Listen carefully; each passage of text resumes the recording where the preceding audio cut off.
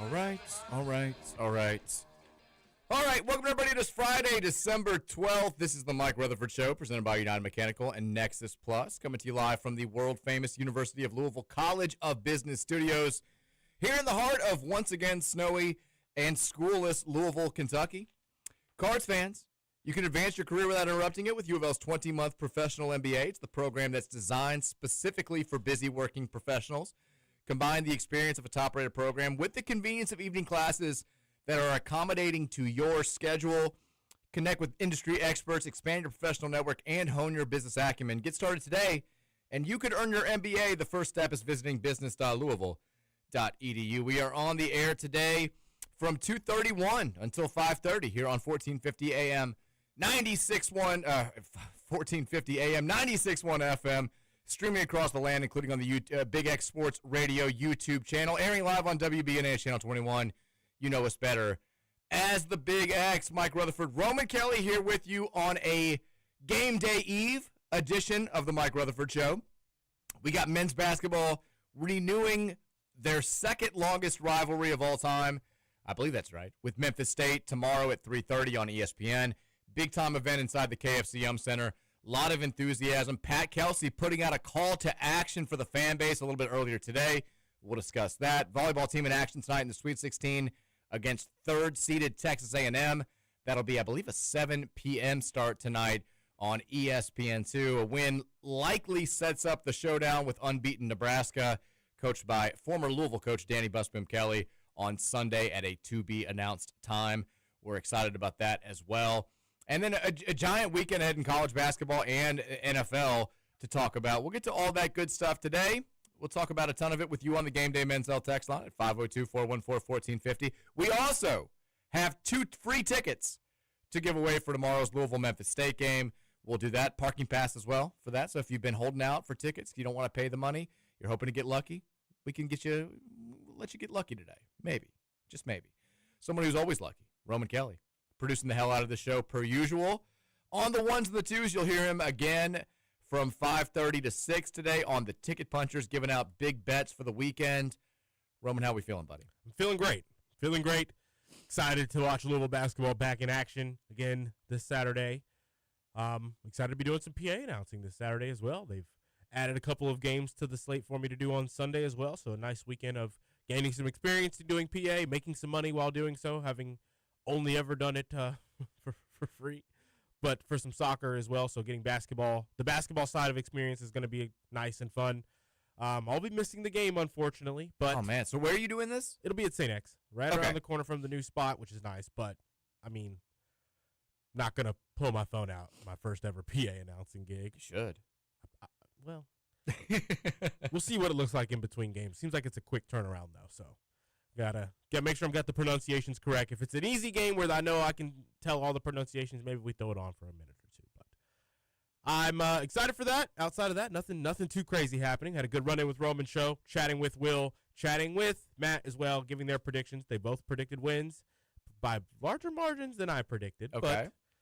But both staying under covering, I believe. Matt was at the 13 spot. I believe Will was at 9, I want to say. So, yeah, I think we win by 5 in my prediction, which is, a little earlier in the show to be saying that. But, yeah, had a great show. Go listen to it after we're done at 6 o'clock with the Ticket Punchers today. Running with Roman. Have you seen – there's an old video that went viral a few years ago of, this guy who's filming the starting lineup intros for, a 7th and 8th grade B team game, and it's – I have. It's, Saturday morning, 10 a.m. He's like, dude, you got to – and this guy's like – Echo! Yeah, more than half empty gym. Wallace! It's scanned. There's 7 people there watching these intros. I want that to be you. Now, obviously, there'll be more people there, but I would love for you to just go way over the top. Have you thought about this? Not for the starting lineups. I have maybe thought about I guess there's not really much. There's not a go-to saying for a dunk, and threes are probably going to be pretty common, but I wanted to go over the top for some kind of a celebration. I mean, have you thought about what would Roman Kelly's PA basketball signature call be? No, I haven't. I need to get that together tonight. Sean Moth created the three. That was his big thing. back in the day, John Tong had steps called or time is out on the floor. Like the cadence was very identifiable. I feel like I'm feeling like the Drew League MC vibe. Ooh, oh, baby, got him! It's like they're like, sir, this is a high school basketball game. You can't. You're not allowed to do that. I want you to just do something that just makes no sense whatsoever. It's like, like after I've got something. A ball is thrown away, you're like, turnover. People are like, that seems completely unnecessary. Like when someone hits a three, I'll sing from downtown in the Chris Smooth voice. Downtown. From downtown. Or like on every foul, just like, you can't do that. It's like, go all out like that video of that guy, but then sing something after. Williams from downtown. When life is calling, you can always go downtown. Every single 3-pointer. That would be ridiculous. It's like, man, this guy is just, like you're still in the middle of doing it, and then somebody hits another one. You just have to go right back into the song. Just like a bad recording, just over and over and over again. Go Tigers! I'd be on the Ball is Life TikTok before the first game was over. TJ texted and said the Detroit basketball thing. Yeah, you could do that like basketball Tigers. Now I want this to happen. I'll go to games if you start doing this. I've got buddies that are trying to go. You're going to piss off everybody's parents. It won't matter. Your friends and me will be there, and we'll be supporting you. I'm going to go ask the players privately if they have nicknames. So the parents don't even know what's coming. Coaches don't even know what's coming. They're telling you in confidence, not thinking that you're going to do anything with it. Like, oh, this guy just seems pretty cool. It's like, Lil Ricky, 3 sexed. It's like Blake 420 Evans. It's like, oh my God. What is that name? Giving away this kid's weed habit in front of his parents. At Evans Smims 333 on Twitter. He knows how to smoke them. You're never going to get invited back to St. basketball now. It's my fault. That's blame me. That's okay. We have lots of things to get into today. A lot of them will focus on tomorrow's basketball game. It's a nice rivalry resumption between Louisville and Memphis State. It's kind of been the theme of the early portion of this year's schedule. We've got that to look forward to.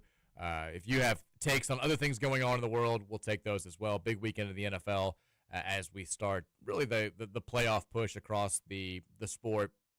We'll get that going. We have one YouTube comment. It just says lower ticket prices. We got 2 free tickets for today. 2 free tickets to give you.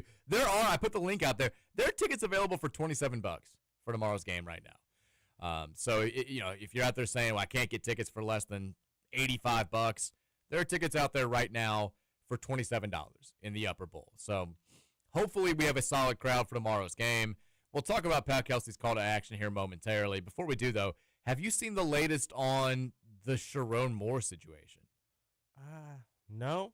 I saw my buddies chatting about something again today, but I didn't really look into it.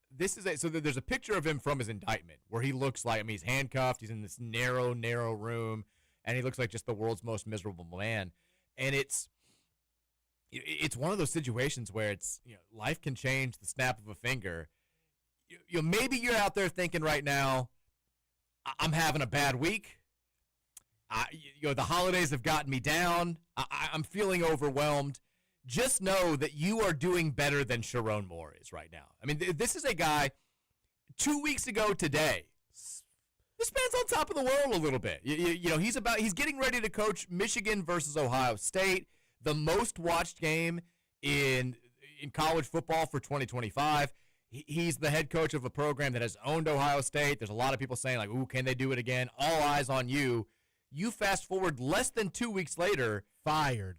No money. Unemployed. No wife. Arrested. No mistress. You're in jail. In jail. You've probably ruined your marriage. You've become this national pariah.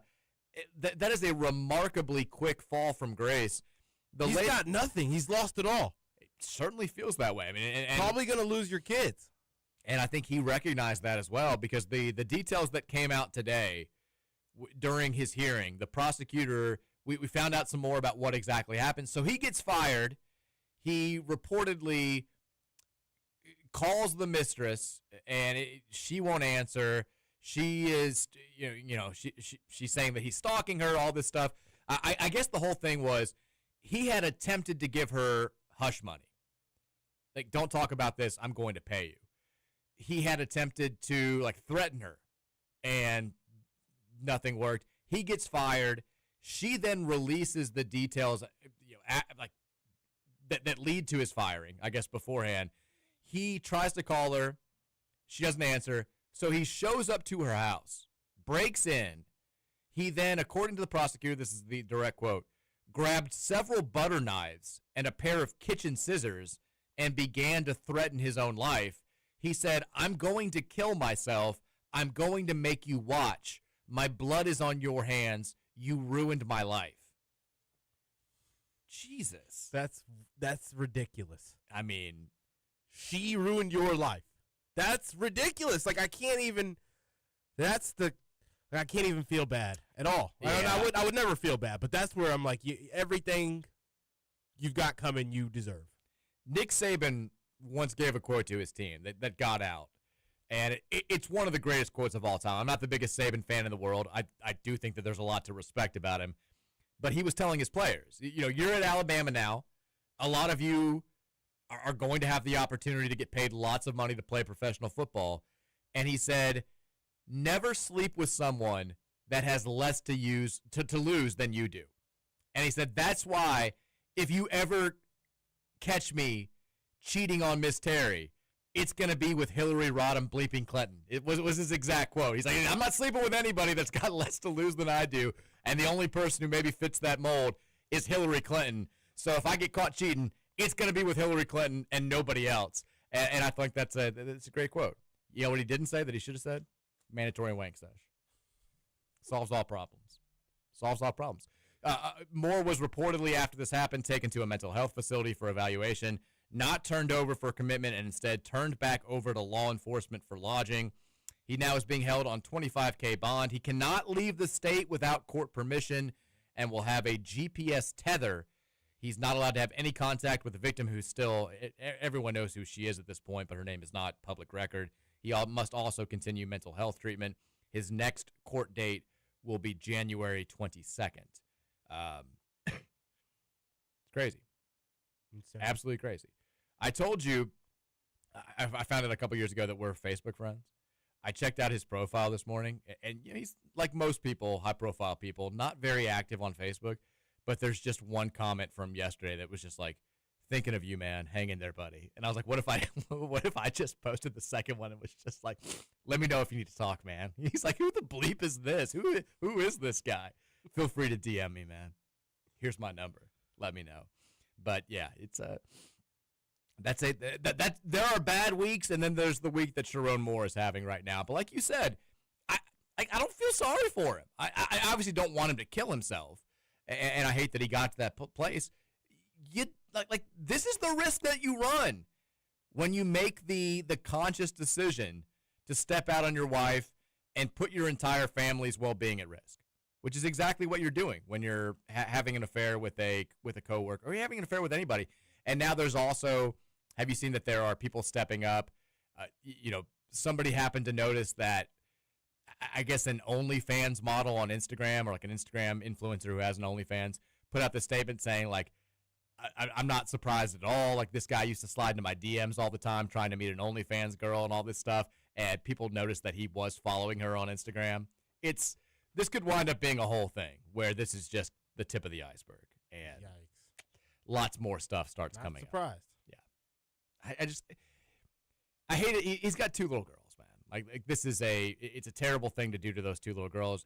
Even if you have had issues with your wife or whatever, and you feel like you can't control yourself, I'd like to think that the thought of kind of like not ruining, they could still go on to have great childhoods, but damaging their childhoods, these two little girls that I'm sure you care about so deeply, I would like to think that would enter into your mind, and it would be enough for most people to say, this brief moment of satisfaction is not nearly worth it. But clearly that wasn't the case for Sharon Moore. So now he's being hit with the ramifications of his own actions, and that's the way it goes. 502-414-1450, Game Day Men's Health text line. We'll be with you momentarily.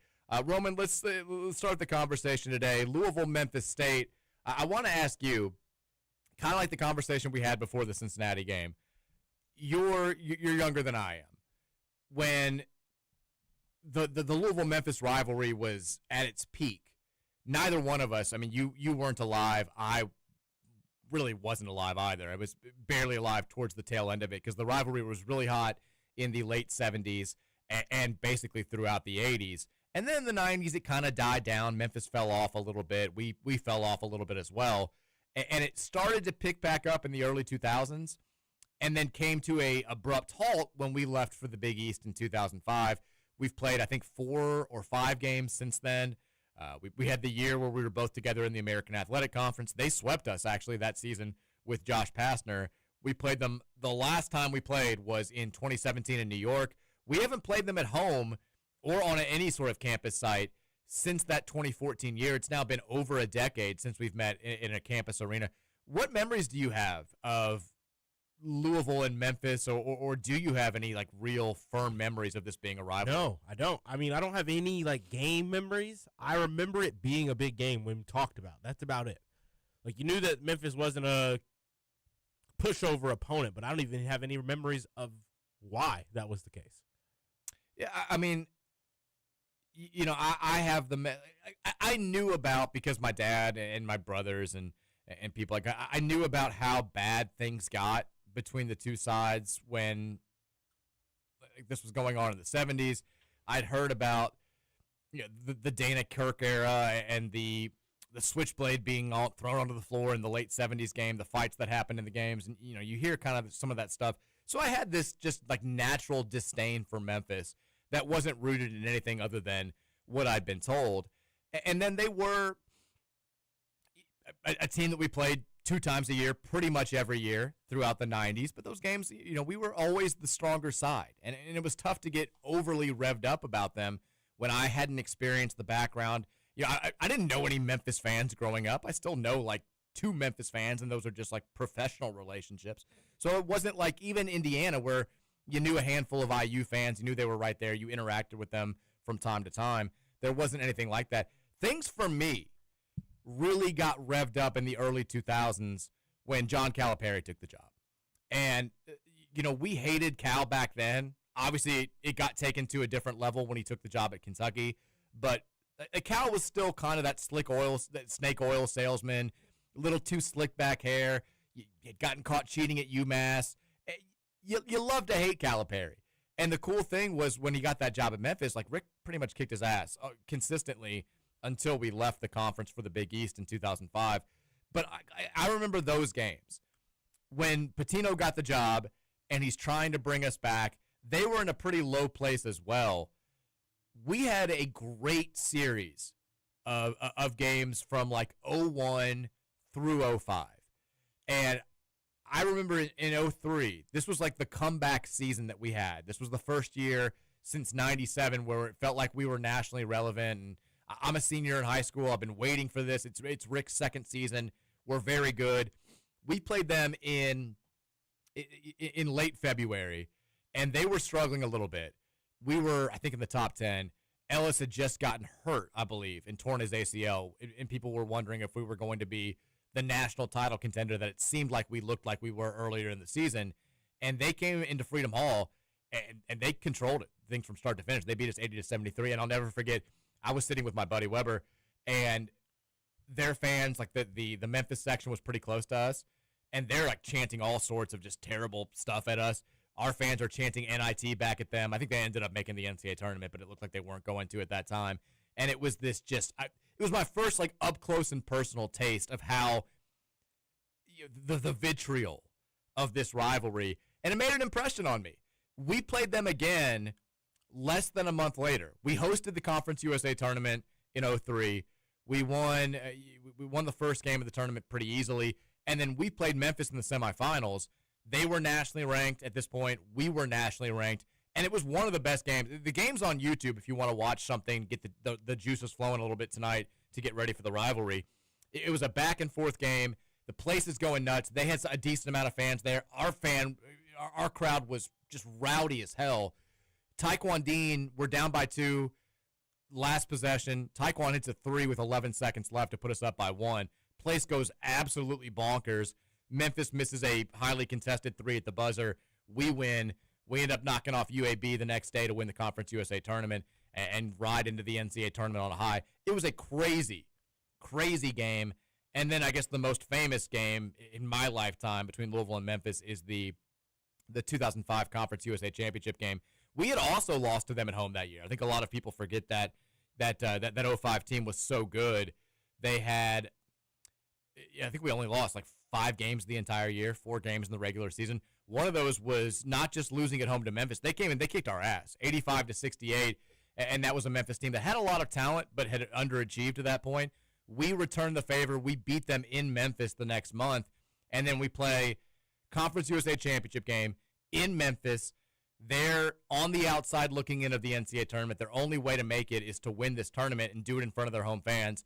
And of course, we knocked them off in one of the most dramatic finishes, and I don't think I'm going over the top, college basketball history. Darius Washington misses 2 of the 3 free throws with no time left on the clock. We win by 1. And then the rivalry had tapered off dramatically since then. We had a home-and-home deal with them where we played in 2011 and 2012. I mentioned we had the 2 games against them in 2014 when we were both members of the AAC. And then the only meeting since then was a game in New York in December of 2017 where we spanked them, and we haven't played since then. It's nice to have these types of games back on the schedule, but Pat Kelsey kind of had a call to arms moment today.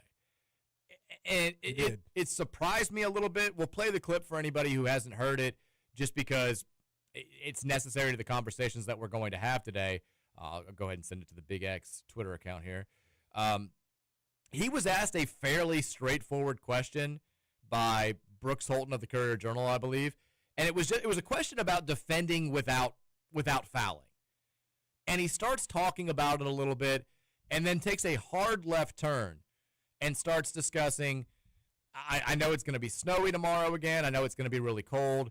But, like, we need the fans to show up and be loud and make a difference. We scheduled these games in large part because it's what the fan base wanted. You know, you guys wanted this. We gave it to you. It's time to show up and do your part. If you got that clip ready, you can go ahead and roll it here. Have you seen the new passcode stuff on X for the messages? No. So it made me do this on my phone because I guess I use multiple accounts.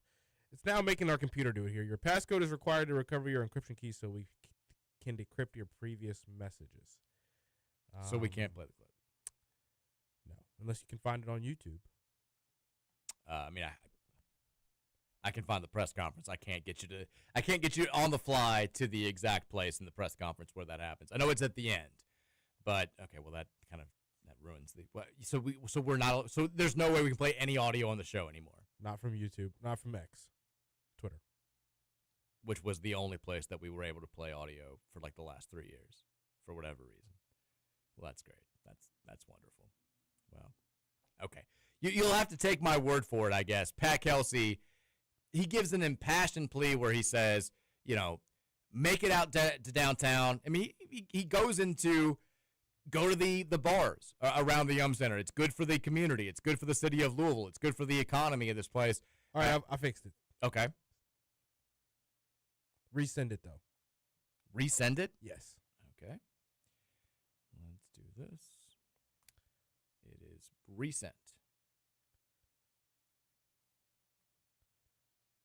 Play it very quickly because we're going to have to go to break in a minute and a half. Be all good here. Okay. We will hear Pat Kelsey momentarily. Here we go. I know it's going to be absolutely frigid out tomorrow. It's going to be single digits. But it's Saturday afternoon at 3:30 in Louisville, and it's Memphis Tigers and the Louisville Cardinals. Like, Yum Center... If you're thinking in any way, shape, or form, like, it's cold out, like, I'm just going to watch it by my fire, and I'm going to have, no. No, we need you. Get out of your comfort zone, because we're getting out of ours, because we're playing a really good team. Hey, schedule Memphis. Hey, schedule Cincinnati. Schedule the Lakers. Schedule the Celtics. Done. Where you at? Where you at? Get out of the cold. Go. A lot of you got automatic starters now. Just start the car. Get it hopping. And then go get down to the Yum, get there early, get in the restaurants, get in the bars, because you know what? That helps Louisville too. That helps our economy. Go get some lunch, go get a couple beers, be feeling pretty good when you walk in there, and then be a factor in the game tomorrow. We need you. We need you. We need that place hopping tomorrow. Like, I want to look up in the upper deck and go, gosh, dang, I don't see many empty seats. If you don't have your tickets yet, get them. It's a really good Memphis team tomorrow. And we need a big-time win, and we have that sixth man. It's a game changer. We'll see you tomorrow at the Yum. And they just ended the press conference and apparently walked out, like kind of slammed the door and said, let's go, is what the folks who were in attendance there said. We'll react to this after the break. I thought it was interesting.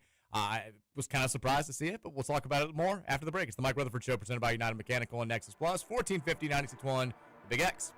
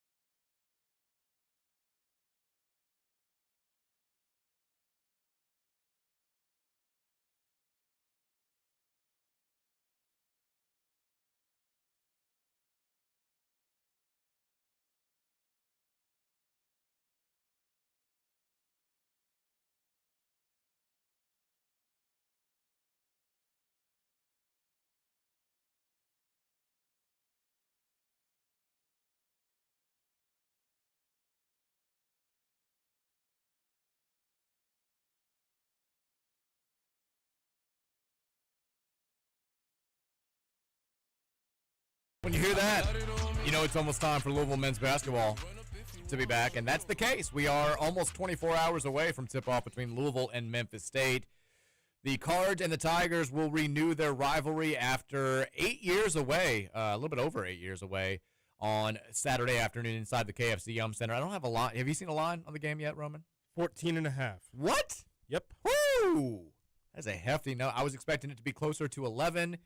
14.5 is a hefty number for the Cards against a talented Memphis State team that has now won 3 games in a row, I believe, to get their record back to 500 and is coming off their most impressive game of the season, a win over Baylor last weekend. Let's go back to the Pat Kelsey audio that we played just before the break there. Kelsey basically imploring the fan base to show up and make this as hostile an environment as it can possibly be. Like I'm sitting there watching the press conference. It's pretty standard. He's here. Talking about the matchup. He's talking about how practice has gone. He's talking about individual players. And then this is the way that he ends it. I didn't see this guy. I was very surprised. I mean, Roman, your basic reaction to that clip that we just played. Yeah, I was watching it with Holly. I had it on pretty loud volume and just listening and normal. And then he starts getting rowdy. She starts raising her eyebrows and looking at me. I'm like, wow, he's getting feisty here about this. I was a bit surprised. Almost sounds like he's coming from a place that's like he's not been satisfied with what he's seen in there. Yeah. A little bit. Calling us out a bit, Mike. That's where I don't really know. That's kind of my question is, what's the catalyst behind this? Where is this coming from? Has he been concerned about attendance? Is he a little bit upset with the way that the fan base has showed up for the last couple of home games? Or is this just getting feisty? Yeah, just like Pat Kelsey being revved up and starting to think about this rivalry game and just, kind of this is what he does. When he gets fired up, he's fired up. It didn't come off to me watching it live as being overly critical of the fan base. No, it didn't. I mean, when you look at our last two home games, last 3 home games, we played NJIT, Eastern Michigan, and Ohio after the Kentucky game. That's not a Louisville thing. There aren't many fan bases in college basketball at any level that are going to get up for that type of home game. And I think we've had good crowd. The crowd for the NJIT game and the Eastern Michigan games in the student section were super light because most of the students had gone home for Thanksgiving break. So I think that could be explained away. There's no doubt in my mind the student section is going to be packed for this one. The lower bowl will be packed for this one. You never know about the upper bowl, and I get it. I understand it. Even with the prices that we're talking about, with $27 tickets being available for this game, it costs a lot of money. If you want to take a family of 4 to the game, even if you're getting $30 tickets, that's $120. Then you get the extra charges from Ticketmaster. You got to pay for parking. You're getting in there. Concessions are pricey. It's a lot of money to pay. And it winds up being basically your whole Saturday if you're going to go to a 3:30 game. I still would love for the people that have the means to make it out there to step up and go out there to the KFC Yum Center because, look, Kelsey's basically saying, we heard the fan base saying, we want to play Cincy. We want to play Indiana again. We want to play Memphis State again. We're always going to play Kentucky. We got all those games on the schedule. This is the last one that we're going to play. It's also the second one that we were able to play at home. Let's make sure it's a true home court advantage. And I think also some of it was him just getting he's Pat Kelsey. He's a fiery guy. This is a game that I think on paper probably scares him a little bit just because Memphis certainly seems to be a team that's capable of playing above its record in a situation like this. They've got a lot of talent. They played right with Purdue. They tend to play up or down to the competition that's in front of them. And they've played their best basketball the last couple of weeks. They've got some guys that are coming on strong, and I think Kelsey sees that and is we lose to a 4-4 team in a game where we're a 14.5-point favorite. That's a terrible look for this program.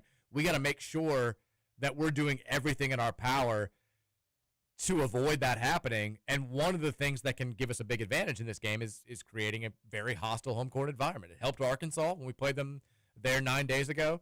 Let's make sure that we have that same advantage in this one. So I get it. I like it. I think it's fine. I don't think it's him calling out the fan base, but I think it's sort of it's a call to arms. It's a let's get this done. If you were on the fence, come to the game. That's the fan that he was talking to, right? I think so. Louisville and Memphis, I know you guys talked about this a little bit on the Running with Roman show. 14.5 is a large spread.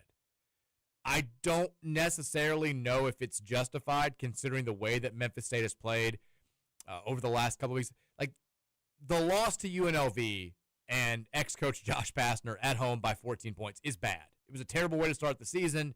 The Ole Miss game, which, by the way, is their only true road game to this point in the season before tomorrow, they only lost by 6, but they were down by double figures for basically the entirety of that game. They played right with Purdue for about 35 minutes on a neutral floor. They had Wake Forest beat. They lost that game at the buzzer on a play that they should have scouted and didn't. Since then, pounded Southern Illinois, whatever. Pounded New Orleans, whatever. But beat Baylor by 7. They have played much better. They've gotten much healthier. They've had some guys come on. I think, they're a lot like us. They've taken a lot of different transfer portal players. They've got a lot of new pieces that are figuring out how to play together. Like, this isn't as straightforward and easy as maybe the line or the respective records of the two teams would indicate. At least that's my take on it. What's your take on it? I mean, I'm right there with you. This is a team that has a lot of athleticism. They are a aggressive team defensively. A bit sloppy, I think, on both ends of the floor, a little bit. When I say on the both ends, on the defensive end, they like to gamble, they like to cheat, they like to try to also kind of do a little bit of what that number 5 was doing that Indiana did. No question. Not just blatant reaching, fouling every time he gets the ball handler in front of him, but they'll push a little, they'll shove a little bit. They're not going to just back down. They're going to try to push you off your spot. They're going to make the refs blow the whistle a little bit, and on that end of the floor, I also think on the offensive end, they kind of take crazy shots. They don't have a lot of shooting, in my opinion. Now, there's had some games where the numbers have looked good, but they've only have a couple guys that can really light it up, and both of those players are both streaky, in my opinions. So I'm not saying this is like an easy opponent by any means. I think that, like I said, I don't think we covered that 14.5. I think they've got the size and strength to muck things up out on the perimeter. And if the game's not called consistently or called well, it can be a weird game because we play aggressive end. We play aggressive on the 50-50 balls and that kind of stuff. We're kind of prone to, kind of pushing the limits, and then they are on the defensive side. So you can't turn the ball over. You can't allow offensive rebounds because those kind of feed into what they want to do, playing that purposeful sloppy play is what I like to call it. I agree with everything that you're saying.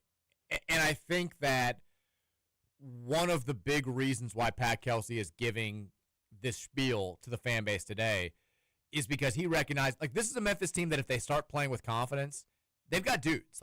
They've got players that are, they make stupid decisions. They'll make dumb plays.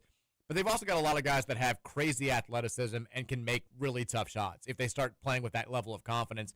And I think in Kelsey's mind, he's seen the same things that everybody that's watched this Tiger team this season has seen, which is if you can get them rattled a little bit, they have a tendency to fully unravel. They will let, like a lot of the Louisville teams in recent years, they'll let one mistake turn into 4 or 5 mistakes. They get in their own heads a little bit, and I think the fan base, if you're playing in a hostile environment, the fan base can help with that. You get on one of these guys after they make a bad turnover, they may try a little bit too hard to shut you up and make 2 more turnovers in the next couple of minutes. I think you see that from this Memphis team. There are a lot of, you hate to typecast a coach and say all of his teams kind of seem the same. There are a lot of similarities with this Memphis team and past Penny Hardaway Memphis teams, and that's not necessarily a compliment for a guy that has not won a game in the NCAA tournament since he's had the job. They, like you said, they gamble too much on both ends of the floor. They want to muck things up a little bit. One thing that I noticed, so their advanced metrics, they say that they're a much better defensive team than they are on offense, which, I can see them being a better defensive team than they are an offensive team because the offense has been very hit or miss. But the defense, they're 40th in adjusted defensive efficiency. This is one of those where, I watched the Baylor game. I watched a lot of the Purdue game. I watched a solid amount of the Wake Forest game. I don't see how they're a good defensive team. If you watch them, I want to know if you've picked up on the same thing. They play very good defense for the first like 10, 15 seconds of a possession. Mm-hmm. And then they just it's like they don't rotate. They just like they lose their minds. It's like at the end of games a lot of times when you don't need to foul, but your team is losing and the home crowd is like, they're getting anxious because you're not doing anything, and a kid will just like freak out and just give the foul after using up 22 seconds of the shot clock, which is the worst thing you can do.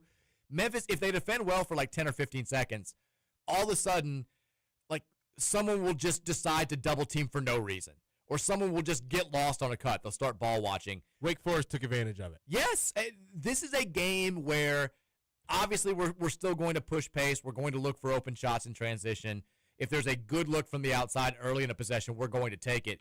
We need to have some patience, though, because if we don't have a good look in the first 10 or 15 seconds of a possession, I think we're going to get one about 5, 10 seconds later. If we just keep doing our stuff, if we keep screening, we keep cutting, we keep them in constant motion, one of them is going to lose their minds and just gamble for no reason whatsoever and leave either an open shooter on the outside or a guy back cutting for an easy layup or dunk. Here's what I've noticed. Okay. It is pretty much exactly what you're saying, but I've noticed that it doesn't even have to. When you go inside out, they can't handle it. They can't handle the basketball going from inside out, trying to defend that, and then going from back out on the perimeter, trying to close out and stay on their assignments. More times than not, when you're having a possession that lasts 10 to 15 to 20 seconds long, that's what's happening. The ball's moving more times than not. You don't have efficient possessions where the ball's dribbling for 15 seconds, 20 seconds. So that's kind of why I've seen the same thing, that those kind of moments happen naturally more later in shot clocks. But Wake Forest was doing this thing that they would get it into the big would just get it right back out, and they would quick little handoffs out on the side, and they would get downhill immediately and have favorable decisions because they just couldn't handle it. They could not stay home on their defender. They can't stay home on their defender. They can't. You have to take advantage of teams like that because as soon as the ball starts going all over the place, like we have, like the one possession, who was it? The Arkansas possession that led to the Woolley 3 in the corner? Yes. That the ball kicked around 2 or 3 times out on the perimeter, once or twice inside as well. And we had Arkansas scrambling around looking like madmen. That's Memphis on every possession. If you can make Memphis be that on every possession. Totally agree. I totally agree. They've got some solid rim protectors. So probably the most familiar name on this roster for Louisville fans is Aaron Bradshaw, because he was a guy that we were actively recruiting. He was him and DJ Wagner were the Camden connections back. They're Purvis Ellison's boys. I think he lived with Purvis at one point in time when Purvis was his AAU coach, and they were saying this like, oh, he's going to beat. He ends up going to Kentucky. It doesn't work out great for him there. He ends up going to Ohio State. It works out even worse for him there. He's now at Memphis. He's had, I mean, I don't know how well it's documented, but anywhere he's gone, there have been whispers about off-the-court issues. He's been a little bit of a head case. Maybe he's maturing. He started slow this season. He's played really well for them the last 2 games. And the talent has never been an issue. He's 7'1", he's 215, he's got a lot of skills. He's got a soft touch. Very soft touch around the rim. And he was the biggest difference maker for them against Baylor, I thought. Played 25 minutes. That was a season high. Yeah, Baylor team was kind of just throwing their weight around, throwing their bodies around on the defensive side, kind of letting their length try to overwhelm teams, and he wasn't overwhelmed by it. He was 7 of 12 from the field, had 17 points, had 7 rebounds as well, and that was on the heels of a game against Southern Illinois where he had 14 points and 4 rebounds, went 10 of 10 at the free throw line. Which is ridiculous for a 7'1" guy. Yeah, I mean he's more of he's not a bruiser. He plays more of the finesse style. Despite being 7'1", I mean, he's not overly thick. He's kind of a skinny 7'1" guy. I still think this is a potentially favorable, more skill version of Ewan a little bit. I could see that. Ewan, I mean, relies more on physicality than I think Bradshaw ever would, but I can see that. This, I think, can be an advantageous matchup for Sonata-Frew. Like, I think he can win this battle. This guy, I mean, Bradshaw was seen as hyped up as a big-time rim protector coming out of high school. He's got 1 block this season. He's not terrifying around the rim like you would expect a 7'1" Memphis big man to be, but he's skilled. He can beat you on the other end, but I think Frew He can get challenges his. shots, but he wasn't really getting anywhere near the rim. No, they don't have the other kid that they play, the kid from Sudan, whose name is Mayhawk. He is more of a rim protector than Bradshaw is. He is insanely less skilled than Bradshaw, but they'll play him a little bit. He's basically in there to give fouls and block shots. Yeah, he'll blocks last game. Yeah, I mean he'll play about the same amount that Bradshaw will, I think, in this game. He's more of a rebounder, shot blocker, and then kind of a catch and dunk guy around the rim if it comes down to it. He's not unskilled offensively, but he's more of the traditional, like, developing freshman 7-footer. Dump off, quick decision. If he doesn't have it in one move, pass it out. Exactly. Like they don't. We were talking about them in terms of, this being kind of similar to Arkansas, and Kelsey said, he's like, I caught the attention of the team in practice. I said these guys are longer and they're more athletic than Arkansas is. I think the big difference is they're not as tall as Arkansas, at least when it comes to their key rotation guys. They've got a couple of 7-footers, but they will have lineups on the floor where their power forward is close to being Javon Hadley's size. He's more of a 6'7", 6'6" type guy. They'll play 3-guard lineups. The two bench guys that they play a lot are both like 6'8", 250 guys. Yeah, so I think Julius Tedford is their best player, and I don't think that Penny Hardaway has figured this out yet. He's come on now, he was hurt for the Baylor game and didn't play. I think he's supposed to play against us. He's 6'4", 190. He's a guard. He is super talented, and he is the opposite of a lot of these Memphis players where it's like it's complete feast or famine. Like, we're hitting a crazy jumper or we're throwing the ball 17 feet into the stands. No, he's got actual skill. He's very skilled, and I don't think that they figured out exactly how to use him. If he plays, he'll help them out tomorrow. They've sort of gone the way that Doug McDaniel has gone, their starting point guard, who, if that name sounds familiar, started off and on for a couple of years at Michigan, went to Kansas State last year. He's scoring 14 points a game. He's averaging 6 some odd assists per game. He's still a remarkably inefficient player when it comes down to it. He turns the ball over way too much. He gambles a ton on defense. He is a streaky shooter, 34.4% from 3 this season, which is fine, but just 38% from the field, which is probably not good enough for a point guard. When he gets hot, though, and that's the thing. Like, he is the classic. He could go off for 30, or he could have the worst game you've ever seen type game. The good thing for us, and for Michael Brown specifically, is he's 5'11". He will jump passing routes. He will gamble for steals. But Michael's going to have, if they put him on Michael's going to have like 5 inches on him. He should be able to get clean looks from the outside over him. He should be able to, I think, get around him and then have an more open avenue to make passes or finish around the rim because he's got 6'5" inches on this guy. But defensively, can Michael handle him off the bounce? Because he's quick as hell. And he likes getting to points on the floor where he can take the mid-range shot or set up shots for his teammates. He was super good against Wake. He was very good against Purdue in that game. He cut down the turnovers. He's not been as effective recently, and I think that the team has kind of found different ways to score with him taking a little bit more of a backseat. But he can play, Roman. He's a good player. He is. He'll take wild shots, but he'll make wild shots. Kind of that kind of kid. You look at their worst games early in the year. The UNLV game, he was 1 of 10 from the field, had 6 turnovers. The Ole Miss game, where they struggled a lot early on, 5 of 14 from the field, 3 turnovers. When he's been at his best, more times than not, this team has been at their best. He wasn't fantastic against Baylor, but he did score 12 points and have 7 assists. Turned it over 4 times, though. But we can turn him over a ton, and we need to turn him over a ton. They've got the other transfer from South Carolina, Zach Davis, has really come along recently as well. This is a guy that played 3 years at South Carolina, was a partial starter the last 2 years. He's 6'7", plays the guard position. He's more of like a natural small forward, and he's coming off maybe the best game of his college career. Dropped 23 on Baylor, had 13 rebounds as well. He's a guy that I think you got to figure out exactly how you want to handle him. Like, I wouldn't be shocked if this is the guy that Javon Hadley gets assigned to, and we try to play him kind of the same way that we played Tucker DeVries in the Indiana game. He's not the outside shooter that DeVries is. He'll take the three when it's open, but he's more of a guy that does damage getting downhill, hitting the mid-range jumper, taking a lot of those short shots, and trying to get to the free throw line. He took 10 free throws against Baylor in that game. But this is another guy that you've got to be prepared for. 6'7", super long, very athletic, super skilled kid. Once he gets a little bit of confidence, he can have a big game.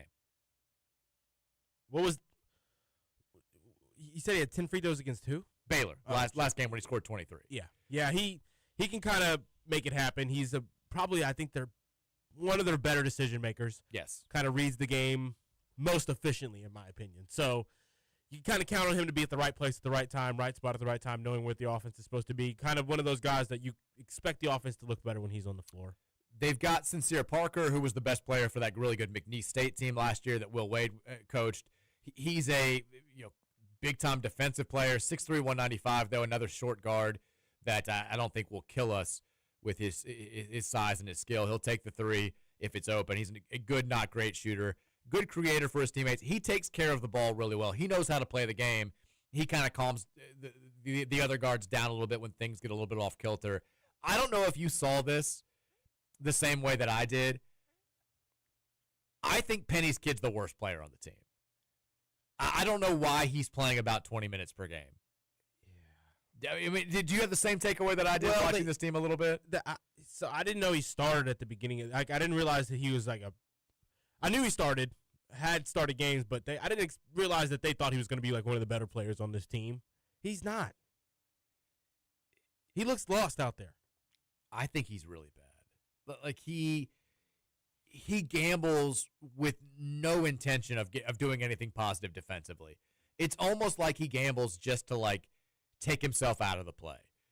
He's moved to the bench. He's not skilled enough to play at this level. He's a bad defensive player. He's there's no reason with all the skilled guys that they have on this team for him to be playing 20 minutes a game. I don't think that he's the worst guy to me that's a key member of their rotation. I agree. I don't think he does anything overly effective. I guess he played well against Ole Miss early this season. I didn't see any of that game. But he just this is gonna sound bad. Never mind. He's loose with the basketball. Nepo baby, is that what you're gonna say? No, I was gonna say kind of reminds me like JJ Trainer a little bit out there. I could see that a little bit. He just is, in the terms of when he is not looking at the rim and making a decision towards the rim, he doesn't even know what to do. He has no idea. Yeah, I mean, you see him getting lost a lot, and just kind of it's like he's guessing a lot when he's out there. That's a good way to put it. Yeah, I just watching them a little bit. I'm not gonna say Neville because he's got the body of an athlete. He does. He looks like he should be one of the best players on the team. I mean, he looks a lot like his dad. He plays nothing like his dad. you see him. You see the resemblance. He's 6'8", 210. You're like, ooh, this could be like a classic Penny Hardaway point guard. And then he comes out. He's dribbling like Stanley from The Office, and you're like, oh God, like this. He doesn't have it. Now he transferred. He played his first year at Memphis, and I think he started a couple of games early. Didn't do anything the entire year. And then he clearly wanted to make a name for himself. Went to St. Mary's last year. Did nothing out there for that St. Mary's team that was pretty good. Played, but averaged 2.1 points per game. Came back from Memphis. I think his dad was like, you're better than this, and started him this year. And it was like, well, you're not better than this. He's still playing, I think, way too much. But you do kind of wonder if that has been part of the problem with men. Like, if I'm a highly paid NIL kid and I'm not playing as much as I think I should be, and I'm seeing Penny's kid go out there and stink it up on a night-to-night basis. And not get yelled at as much? Maybe that's happening. Who knows? I'm maybe not as motivated to play as I would have been otherwise. It just, I'm not saying that that's absolutely a thing. At least when he's out there on the floor, I wouldn't be surprised if there's hell no. I just, it stuck out to me every time I saw him when I was watching Memphis before this game. I was like, this kid sucks. He's not doing anything positive anytime that I watch him. Why is he back out there again? He'll lose the ball. He'll throw it into the defender's feet. Yeah. Yeah. I mean, if I'm a Memphis fan, I'm sitting there being like, I'm reacting like Kentucky fans did back in the day when when Tubby Smith was playing Saul way, way too much. And Saul Smith was 10 times better than little Ashton Hardaway is. So that's another thing to watch out for tomorrow. I say this, he's probably going to go. He's going to get like 3 offensive rebounds. He's going for 24 tomorrow. 4 and 1s tomorrow. It's probably going to happen. Because he can't shoot. He cannot shoot at all. It's not going to happen there. He's going to have 5 blocks and 3 and 1s. Yeah. I mean, we'll talk a little bit more about this game after the break, and then we'll turn things over to you guys on the Game Day Men's Health text line. Whatever's on your mind, we'll take it at 502-414-1450. Yeah, we are 24 hours, almost exactly, away from tip-off between Louisville and Memphis State, the resumption of a rivalry that has 90 games in its history. Let's talk more about it after the break. It's the Rutherford Show here on the Big X.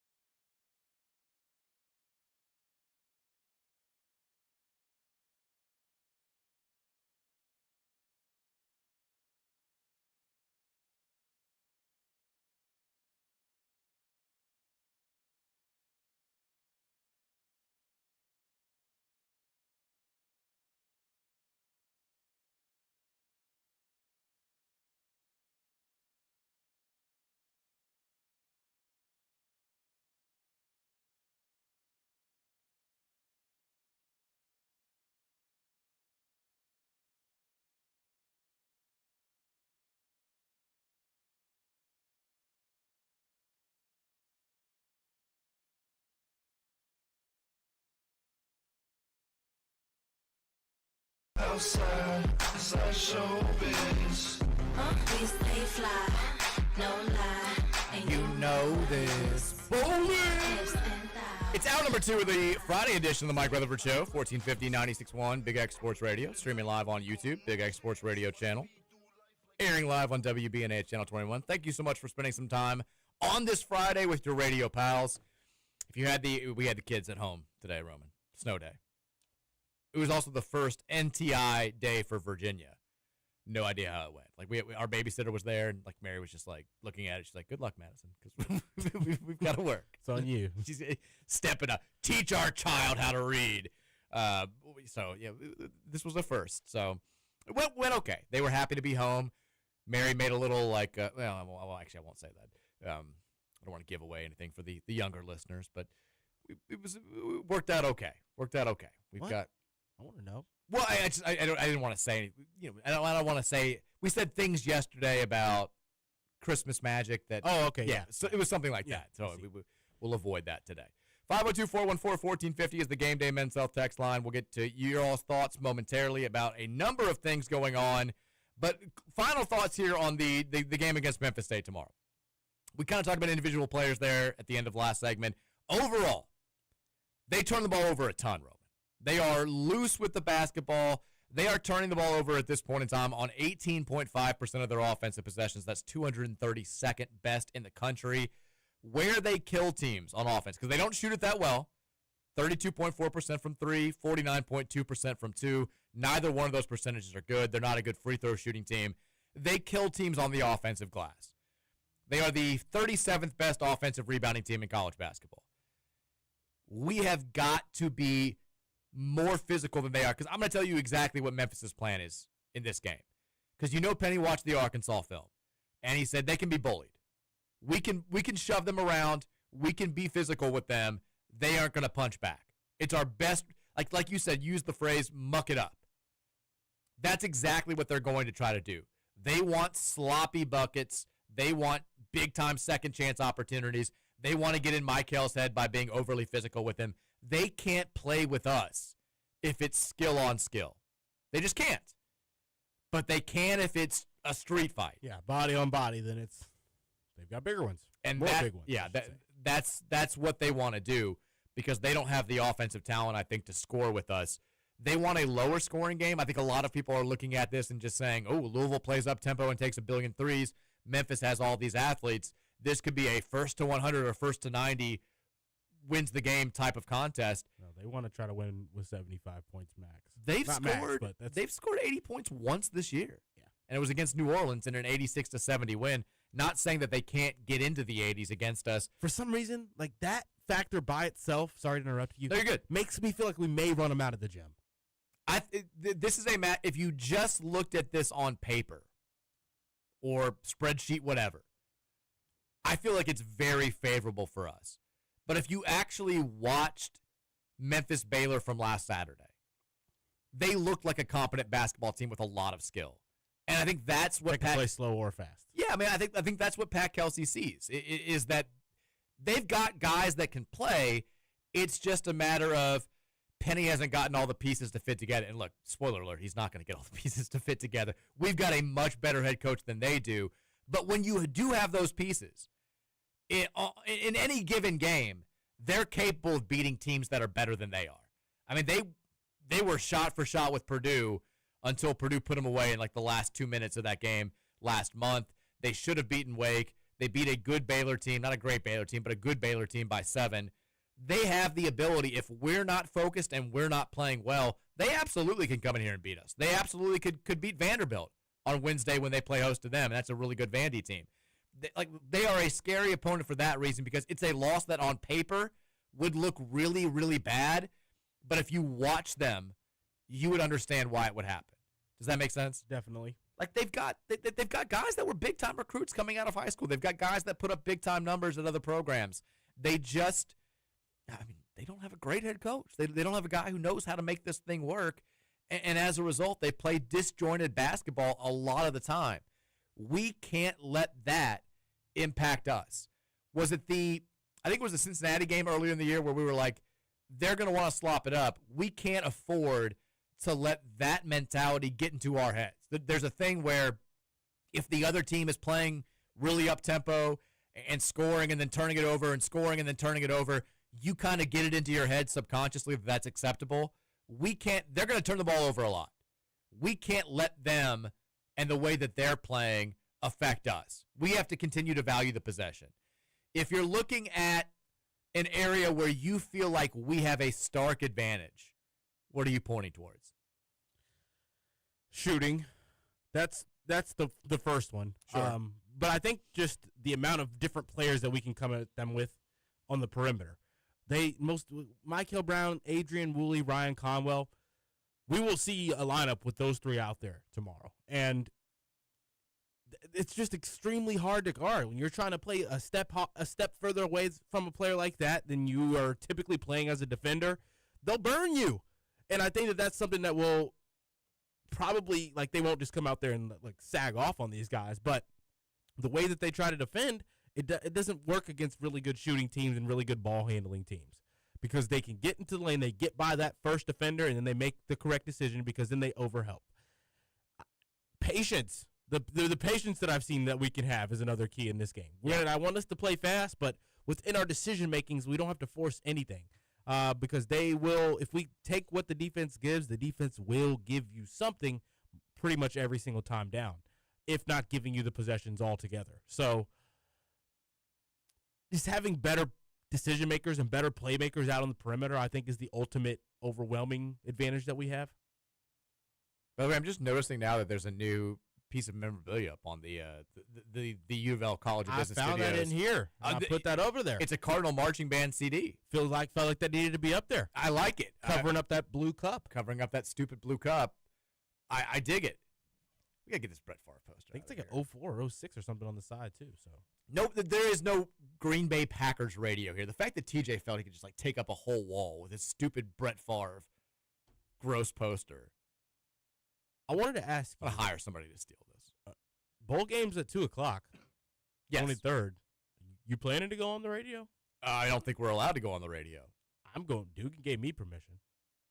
I believe that it goes against our deal. We are not allowed to compete. I mean, we have the game on 970. I believe we're not allowed to compete with actual give broadcast. Live thoughts on the game in a color commentary kind of a way with a couple buddies, then I think we're going to go on the airwaves. I guess we'll have to get that approved. I was going to say, if you want to make enemies Dugan with Learfield, gave me the nod if you're not going to be on. I'm not going to make enemies with Learfield. I'm not doing that. That's not barking up that tree. If you want to, I guess that's okay. I can't imagine that we will be allowed to do that. I mean, we're not allowed to technically compete with their pregame shows, because there are pregame shows too. We're partners on 970, but we'll see. I mean, I would bank on us not being on the radio. It's a 4-hour ticket puncher show. We're during betting. The game. Just betting during the game. Yeah. Okay. Let's see how that goes. Here's my last take, and then we'll go to the text line. I feel like this is a Michael game. I feel like we've been, it's not like he's played terribly the last couple of weeks, but he hasn't had the type of offensive performances that we expected to see after he did what he did against Kentucky. Is that fair? I think so. I mean, it's tough because he's had really good second halves, but yes, sure. That's fair. I mean, a lot of games where he's shooting 2 of 8 from 3, and he just hasn't shot the ball as well as we'd like. The decision-making's been a little bit hit or miss. This is a game where, one, I don't think they have anybody that can guard him. I think that he should be able to get where he wants to go on the floor. I think he showcased a heightened level of maturity last week against Indiana. It was comforting. It was encouraging to see him let the game come to him. I feel like if we had played that exact same game 3 weeks earlier, and Ryan Conwell's hitting to start, McNeely's going crazy from the outside to start, I feel like Michael would have been like, I've got to get in on this, and would have started forcing some shots from the outside. He only took 8 shots in that game. I think all but 2 of them were pretty good shots. His time is coming. Like we all recognize that there's going to be multiple games between now and the end of the season where he just goes nuts and puts up high 20s, low 30s type point totals. I feel like this one has been festering for a while. A little bit. And that he's going to go out there and kind of remind folks, hey, there's a reason. It's not just all potential. There's a reason why people are pegging me as a top 5 pick in next year's NBA draft. And it's not just, he makes 2 or 3 highlight plays a game. It's because I'm an all-around point guard, and I'm going to be one of the best guards in college basketball this season. I think he lights up Memphis tomorrow. I think this is his moment. I think we've had Conwell games, we've had McNeely games, we've had some good games from other people. I feel like this is a Michael game, and he just goes nuts. I agree, 100%. Would love to see him guard well, too. I think that this is the game that they're going to probably try to gamble, overextend, try to play a deny just a little bit too fast and too hard on someone that's that fast. And, he can beat this team off the ball with how quick he is. So I expect him to let the game come to him like he did against Indiana. If it gets close, I expect him to put his head down and get to the rim and show that I'm the best player on this floor. So he's kind of feeling like, it's starting to feel like he's ready to take a hold of that aspect of being a point guard now. You have a funny soundbite there that you could go and find. What's that? I mean, What did I say? there's a reason people are. I can't even repeat it. Like, Pegging.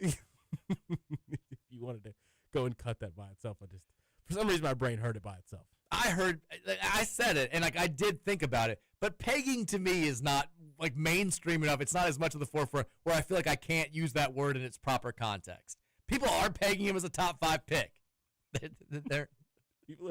Yeah, they are. They're placing him in those areas. I even thought about this before I used the word because I was like, should I say projecting? I was like, surely nobody's going to give me crap for this. It's not that well known. Yeah. And then Roman, 12-year-old. 12-year-old boy mentality. It's been happening more lately for some reason. Maybe that's how all 25-year-olds think. Maybe it's more mainstream for the 25-year-olds than it is for the 41-year-olds. Who knows?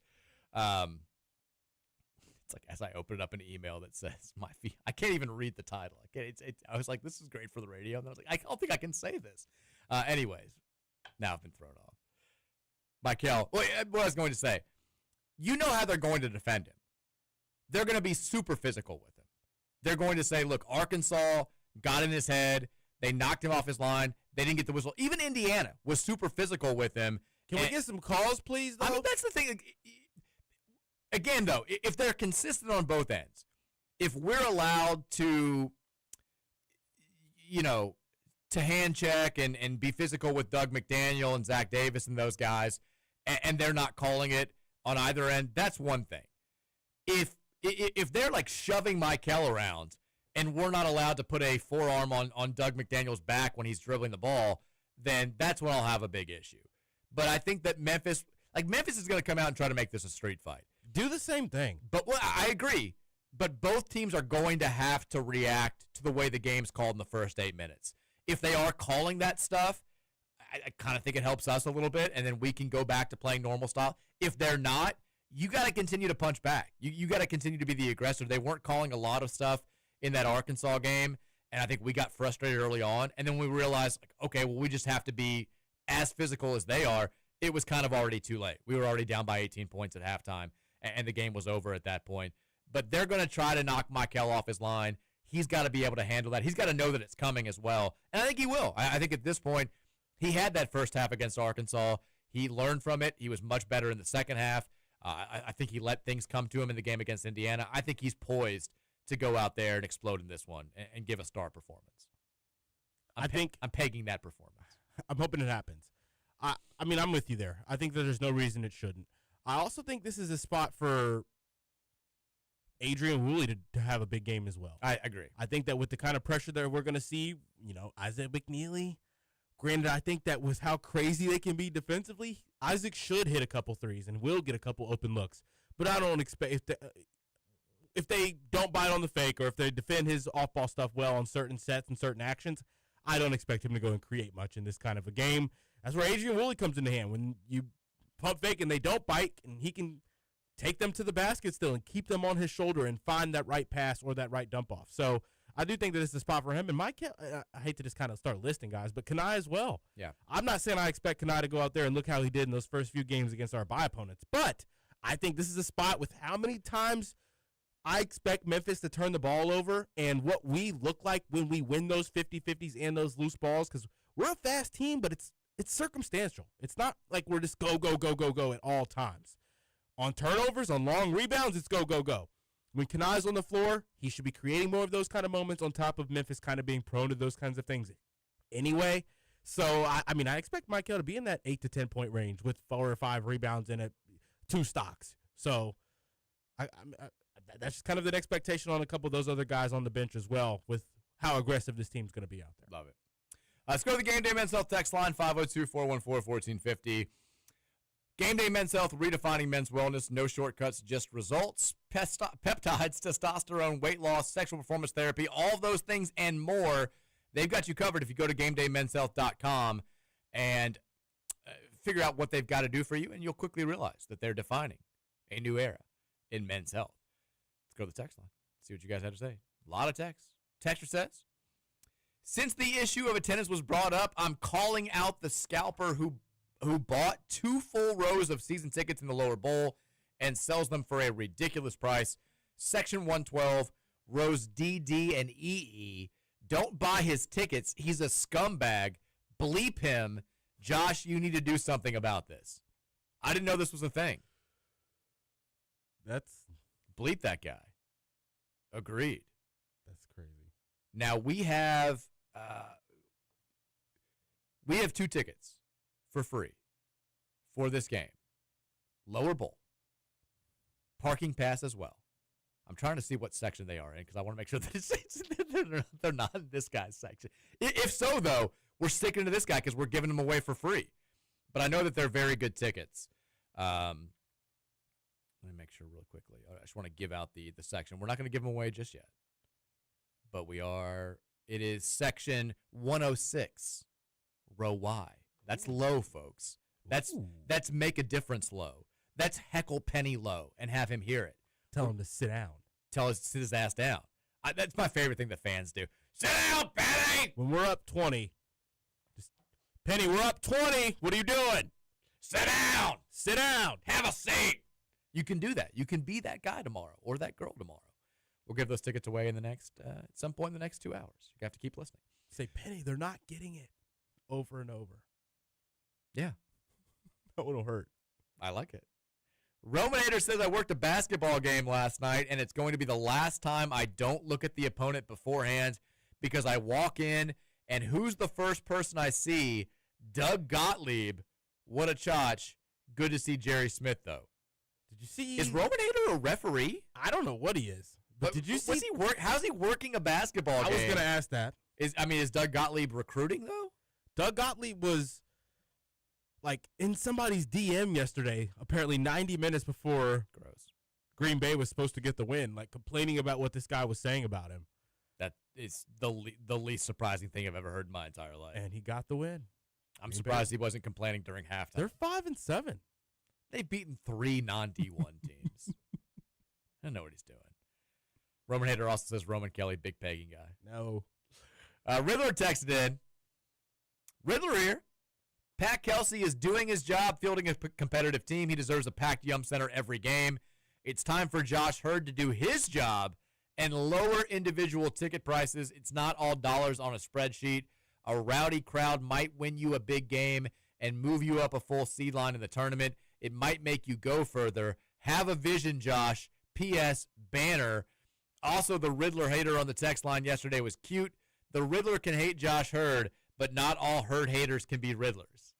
Yesterday made me think about something to do with Josh, and it's how many situations we're all like, Josh needs to do this. Josh needs to do that.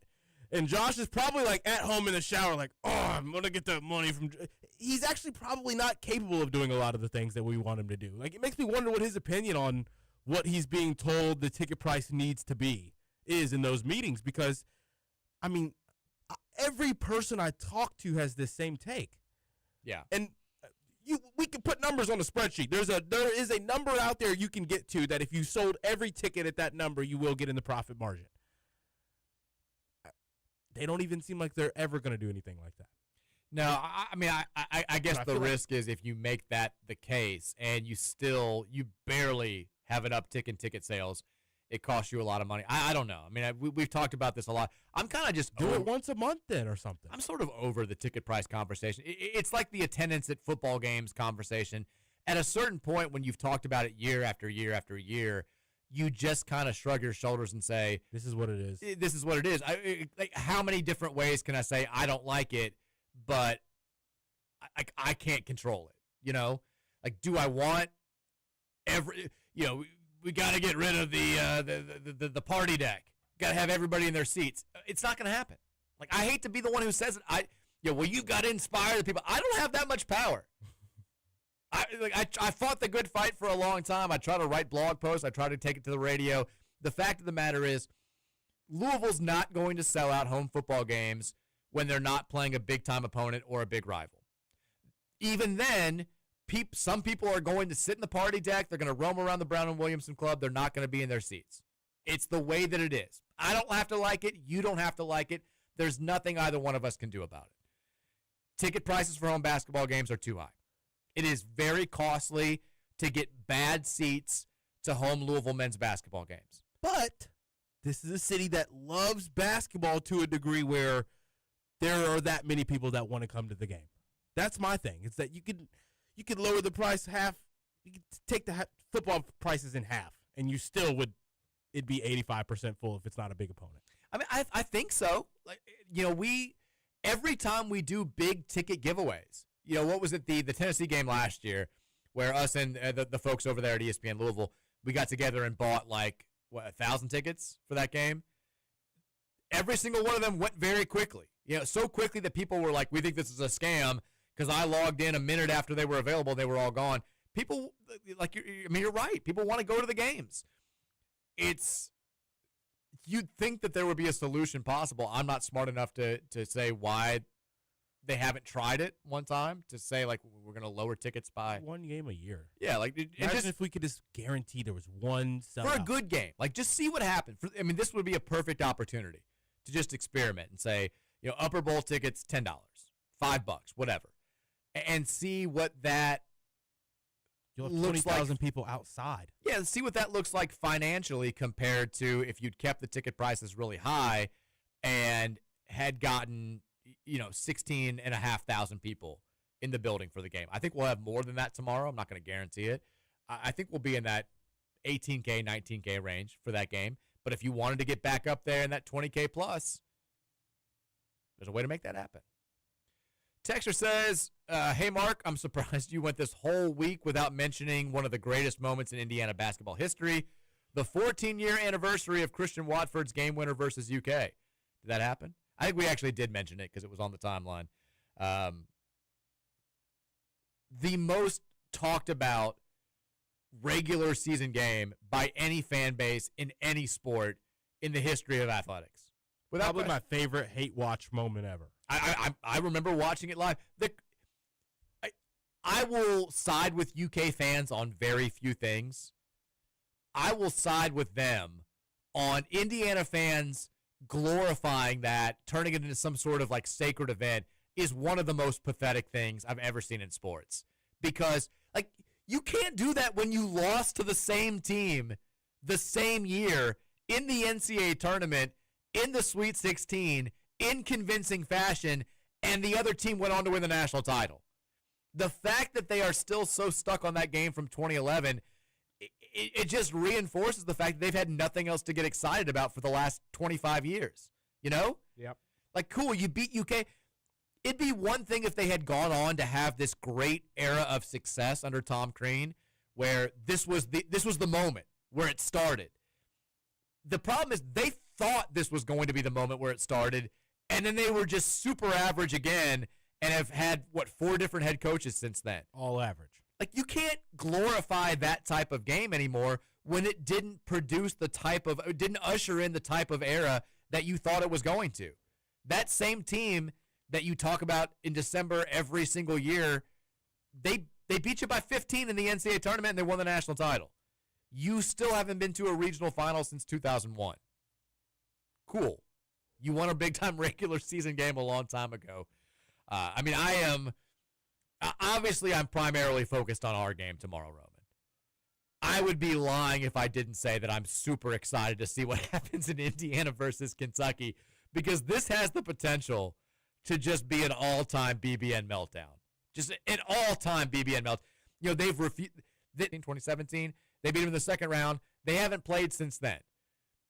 If the first time after UK relents and says, all right, we'll play on-campus games, if Indiana then comes to town, beats you on your home floor, when you're kind of at your most vulnerable, with the highest paid roster in college basketball history, I don't know if BBN fans are going to be able to handle this, Roman. No, I don't know if Mark Pope will be able to handle it. They might storm the court just like those Assembly Hall fans trampling Kentucky players to trample their own team. You may have a court storm. It may be a surge. It may be just UK fans storming the bench to try to get at Mark Pope. They're going to stay seated to boo after the whistle. Here's the thing, too. If they get down 6-0, there's going to be boos people that are sitting close to the UK bench, like they are on tilt. There are fans that are going to that game just waiting for a reason to be pissed off, just looking for the first sign to be angry. 7:30 ESPN. It's going to be a scene tomorrow night. I can't wait for it. Great day of college basketball, by the way, across the board. We'll take a break. We'll come back. More thoughts from you guys on the Game Day Men's Health text line. The number there, 502-414-1450. Also, keep an ear out. 2 tickets to give away. We'll do it later. Mike Rutherford Show, Big X.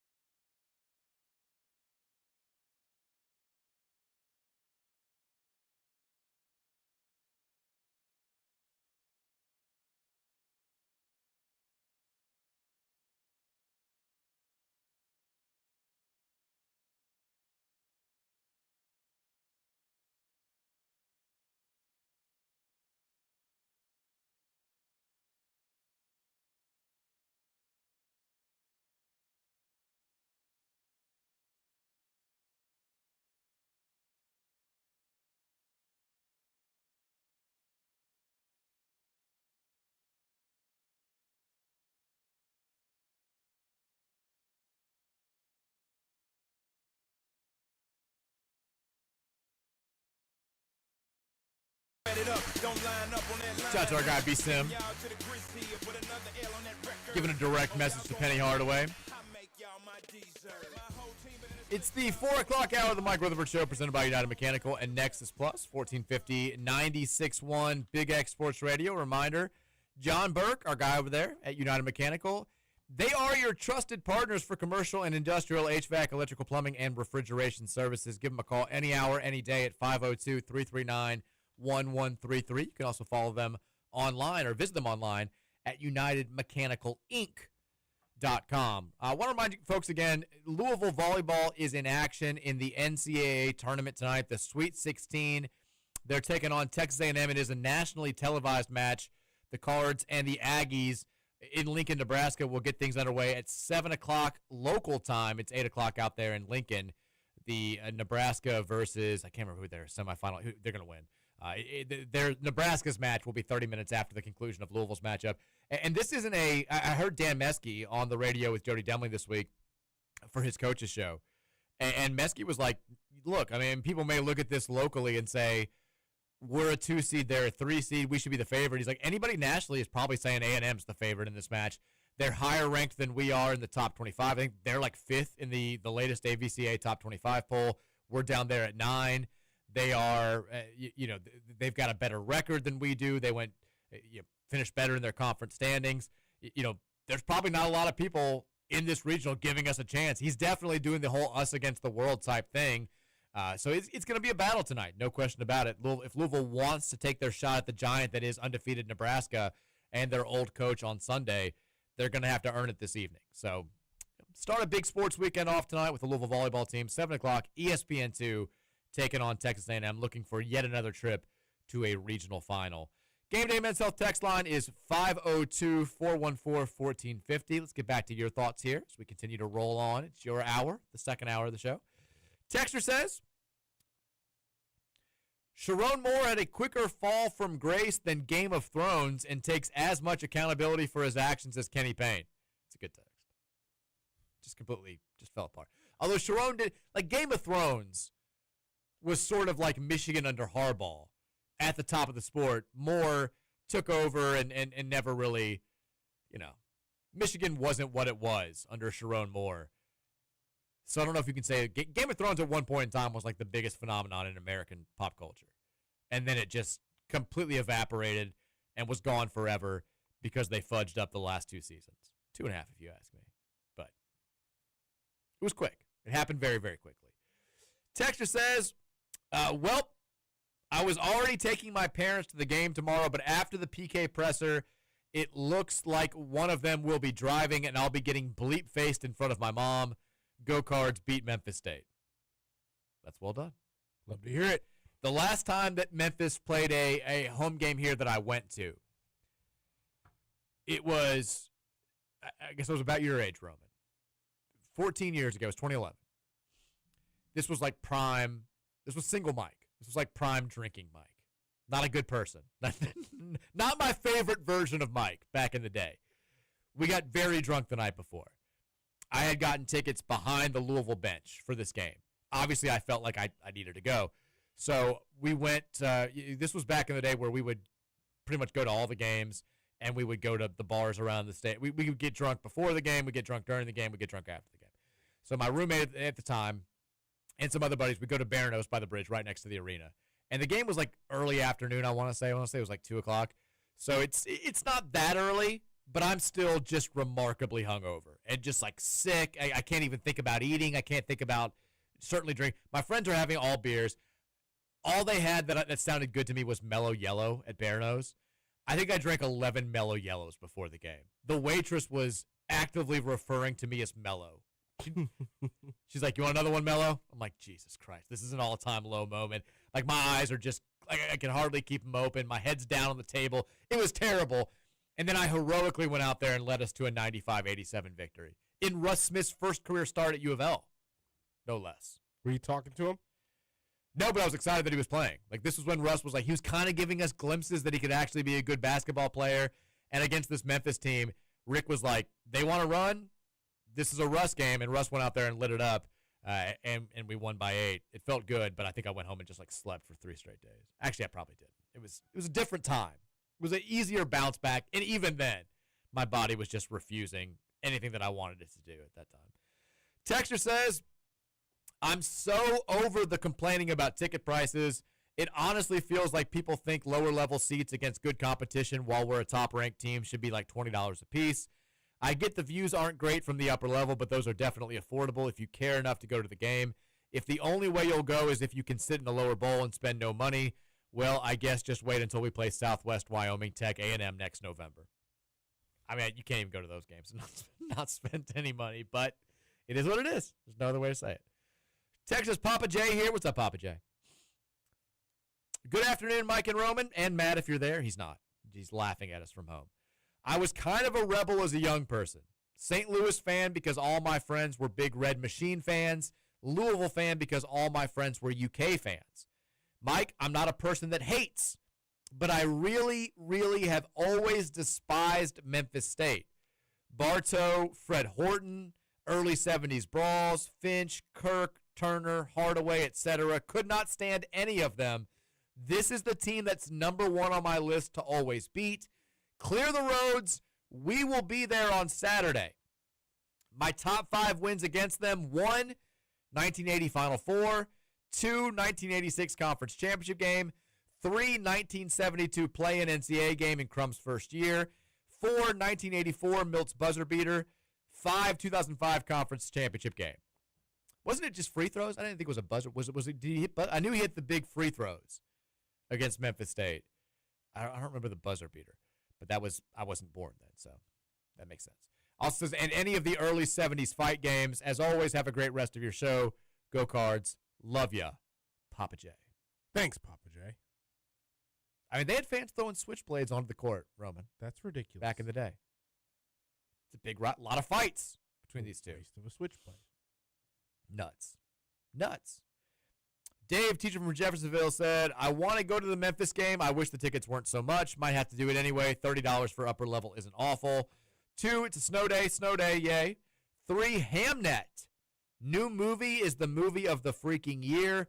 Oh, I've only said that about 5 movies so far. I was going to say, Dave, you said like 4 different movies of the movie of the year. It's a historical fiction about Shakespeare. I've seen this. Told in the style of a Shakespeare play. I'm utterly obsessed with it.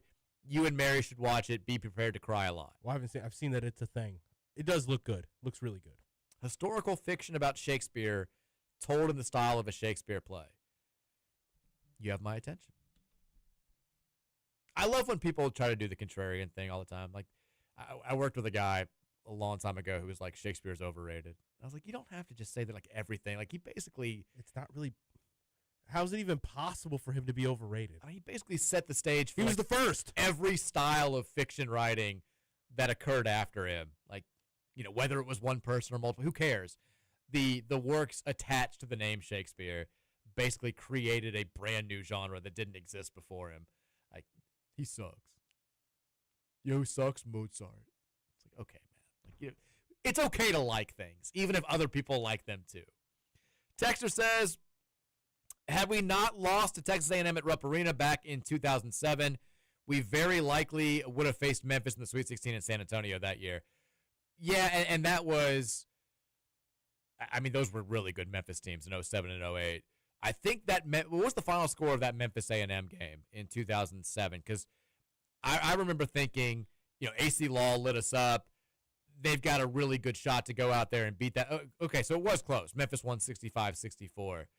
And ironically, it looks like they won with some late free throws, despite some bad late free throw shoot. I mean, those Memphis teams were legit. That team was 33-3 at that point. They were awfully good. I was on those Memphis teams. I mean, Derrick Rose was the next year. Okay. This was the year before he was there. Joey Dorsey was their big enforcer in the middle. Heard of him.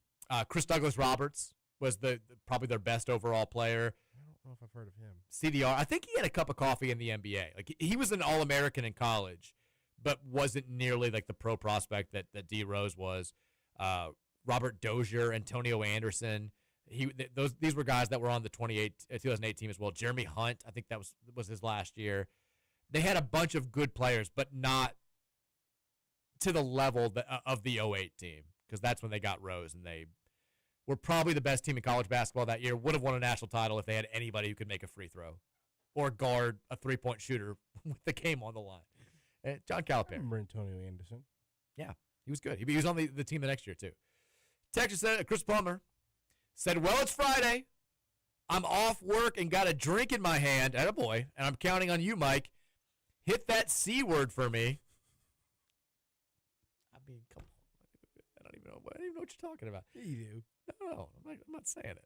Excited for this Memphis game tomorrow, but I'm not excited about this damn snow. Go Cards. It's already melting, Chris the Chris. Plumber. You're fine. It's fine. It took me like 5 minutes to get out here. It was some pretty snow last night, too. It actually broke my windshield wiper. Did it really? Yeah. Got to get those things up at night. I've got an issue with the car that I'm driving right now. So, there's all that construction being done on the Waterston right off Brownsboro Road. That's where I can hop on.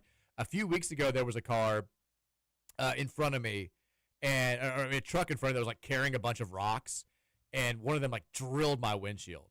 I was like, damn. I was like, I've had this happen before where I've gotten a windshield cracked off this. I'm glad it didn't happen. Like 5 days later, I noticed a little crack. Oh no. Yeah, coming up, and it's been getting it's gonna bigger slightly and get bigger bigger and as it's bigger. cold out. I'm like, Jesus Christ, that's the last thing I want to deal with. But yeah, it's super frustrating. I hate it, but it has grown since it's gotten colder. It's getting increasingly bigger. I'm like, I'm gonna have to deal with this at some point. Don't love it. They have that Safe Light Repair, Safe Light Replace. Safe Light Repairs. I'm told that Kentucky is one of 3 states where windshield replacements are free. I've got no idea if that's true. Oh, if you have like full coverage or something. I think so. Which I don't know if that applies to me, but I've never had full coverage. I will try to find out at some point. Texture sends in an image. The Odd Shark matchup has Louisville. Its predicted score is Louisville 88, Memphis State 66. I do. I Would don't. this be more surprising than like a 5-point victory? Yes, I think so. I don't know. I don't think it'd be more surprising than them beating us, though. Like, I think that and I hate saying this because Lord knows whenever I get somewhat confident about any Louisville sport is when the bleep hits the fan. I think there's a world where we run them out of the gym tomorrow. I'm not predicting it. When I do my official prediction, it will be, I think, a single-digit game. But I do think that there's a world where if we jump on them the same way that we jumped on Indiana, they don't have the fortitude to battle back and make it a game. And we kind of just keep piling it on and we run away from them. Like, I think this is a team that could fold, especially if they feel like they're defending us well and we're still making outside shots. I think they could get down and just kind of quit. Unless like the how do you say it? Tedford, Western Kentucky guy. If he comes in, hits like 2 threes this first 2 minutes in the game, and then he's like playing the entirety of the second half, and he's being a tough shot maker. That's some weird little route. I can see them keeping it close, but or not letting it get out of hand. If they had somebody that's on all night long, outside of that, I mean, if we get to that 12-point lead early, they're gonna start scrambling, and then taking those tough, crazy shots. I mean, I don't know if we don't know if Tedford's going to play in this game. Did he get hurt? Yeah, he didn't play against Baylor. He's got a hyperextended knee. Oh. And to my knowledge, I know Penny's talked a couple of times this week. I don't think that they've committed to him playing in this game. There's another, I think, who's it, Mason Matthews it was also hurt for the Baylor game. I don't think that, I think Julius Tedford's their best player. And I think at some point, Penny's going to have to realize it if they're going to even flirt with the NCAA tournament. But if he doesn't play tomorrow, that's a big boost for us. He sounds like, I saw a quote from him, I think, on Wednesday, talking about how he's making progress. And he was asked if he's going to play this weekend, and he basically said it's going to be up to coach, which usually doesn't mean great things, but we'll find out. I wonder what Odd Shark uses to get those predictions. No idea. Scores. Whatever it is, I like it because I would enjoy seeing us win by 22 tomorrow. Texter says, Kentucky fan here. Boo. I like your coach more after hearing that. Thank you. Texter saying, just encouraging Kentucky fans to not participate on the show. Texter says, hey, coach, it's only going to be 34 degrees tomorrow at Tip. I've been to colder games. Look, you know what you've got downtown, too? You've got that walkway. You can stay inside the whole way once you leave the parking lot. Go to a parking garage, take that walkway, walk over 4th Street. Boom, you're in the arena. You don't have to be cold. Basically no breeze down there. You're basically cold from the time you get to your car from your house to get out of the parking garage. That's it. That's all you have to deal with. Texas tickets are $80 for the tickets from U of L for terrible seats. The upper deck at the Yum, unlike Freedom Hall, is not a good experience and not worth the price. I mean, yeah, we're having the same conversations every game. Texas says, Coach Kelsey is putting jumper cables on the fan base. I love it. I'm about to cancel plans on a baby's B-Day party. That little baby won't know if I was there or not. Let's effing go. Love it. I feel like the message, it wasn't even necessarily to like the people who don't have tickets. It wasn't him being like, you need to spend the money. I feel like it was more about the people that have tickets already and who sometimes are like, it's the weather and all this. Maybe we just don't show up and then don't give their tickets away to somebody else. I feel like he was just being like, if you've got tickets, get to the damn game. Like, don't let the weather be what keeps you away. If you can't afford it, that's one thing. He said if you don't got tickets, go get them. So. Oh, well, then maybe not. I take it back. What I just said was entirely wrong. He is trying to make you buy tickets then. I take it back. Texas says, Mike and Radioland, I'm going to the game tomorrow. If anyone has a Doctors of Dunk sign, I would hold the sign up the whole time during the game. That would be tough. Bring that. Bring a somebody's got to go help that kid up sign. Bring a I still love Darius Washington. It's been 20 years. But they're not getting it, Pitty, on a board. Just bring that in. Something to bring a animated video when they collapsed in the NCAA tournament against Texas A&M. Ironically enough, we just talked about them. No, not against Texas A&M. Against Florida Atlantic when FAU ended up going to the Final Four in 2023. Remember that? I don't know if you remember that game. They like had a 5-point lead with 35 seconds to go or something. Turned it over twice, missed free throws. They lost by 1. And Penny threw a water bottle after their last miss. Yeah. And it was the most he looked like, it was like, like, I don't know. It looked like me trying to throw something left-handed. It did not look manly or intimidating at all. Get that on a loop. Put it on a sign, digital sign for the game, and just hold it up the entire time right behind Penny Hardaway. That's what you should do. He's like, this is for our YouTube viewers right here. That was how he was throwing it. I'm just going to keep doing it. That's him throwing the bottle. Find the video. I'm spot on. Throwing water bottles with his phone posits. Like, it was him. It's like, come on, man. Like, I'm not coming back to this team now. I just saw you throw a water bottle for the first time. I thought you were an NBA player. He got thrown out for that, right? No, the game was like already over. Like basically, they didn't throw him out. Yeah, it was the least athletic thing that I've ever seen in my entire life. That's wasn't a hard enough throw to throw him out. He made that noise too. The boom mic was right there. Texas Mike, can you ask your U of L contacts why they are hell bent on keeping the nosebleeds at $80? Okay, we're about to have to put a moratorium on ticket conversations here because I don't know what to tell you guys. I get it. You know who's not spending $80 to sit in nosebleeds? Me. I'm not doing it. I'm not asking any of you all to do it. I wish the tickets were more reasonable.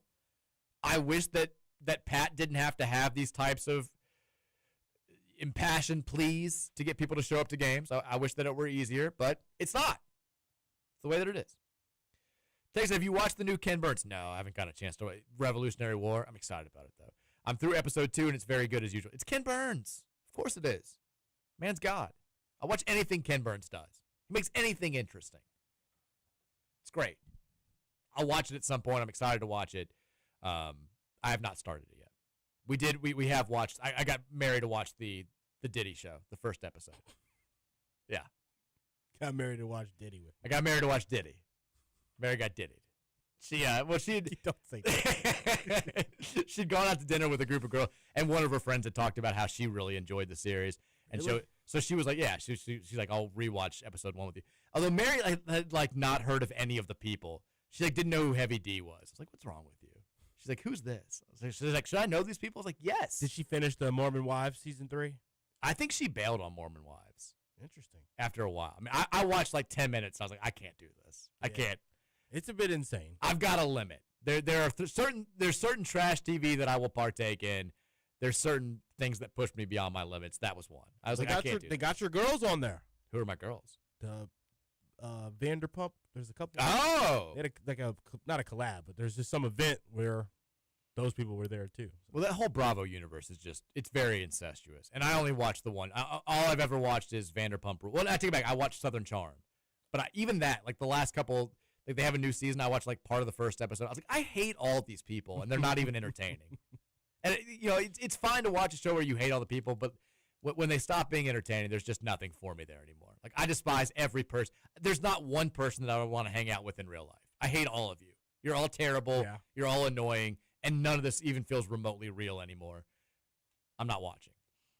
Texter says, does Penny have a Zan Payne situation on his hands? Definitely. Oh, yeah.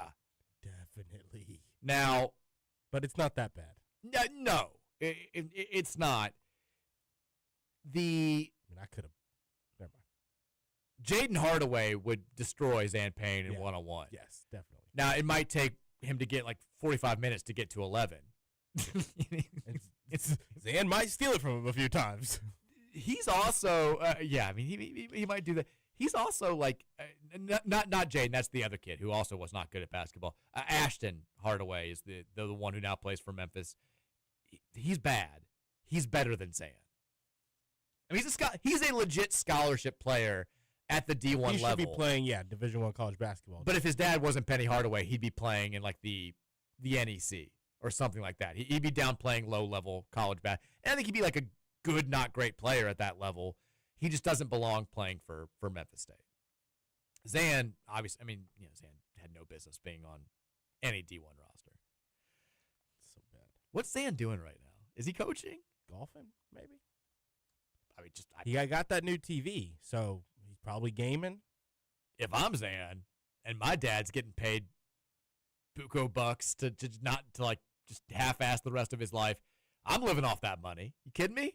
I mean, I'm sitting on that bench trying to watch that guy who gets dressed up. What's his name? Calipari's real right-hand man. Chin Coleman. I'm going to go try to learn from that guy, try to figure something out if I'm Zan. Okay. But he probably doesn't even love basketball. That's what I'm saying. I'm checking out his Instagram now. His bio just says entrepreneur. His latest post was still from his Louisville days. He hasn't posted since then. I hope Zan's okay. I'm sure he's doing fine. I would just spend 2 years like just doing whatever I wanted to, living off dad's money, figuring out what I wanted to do after that. Yeah. Texture says, who do we think has a big game for Louisville against Memphis? We talked about it. I said Michael Brown. I think that this is a Michael game. I mean, at this point, we have to stop taking Ryan Conwell for granted.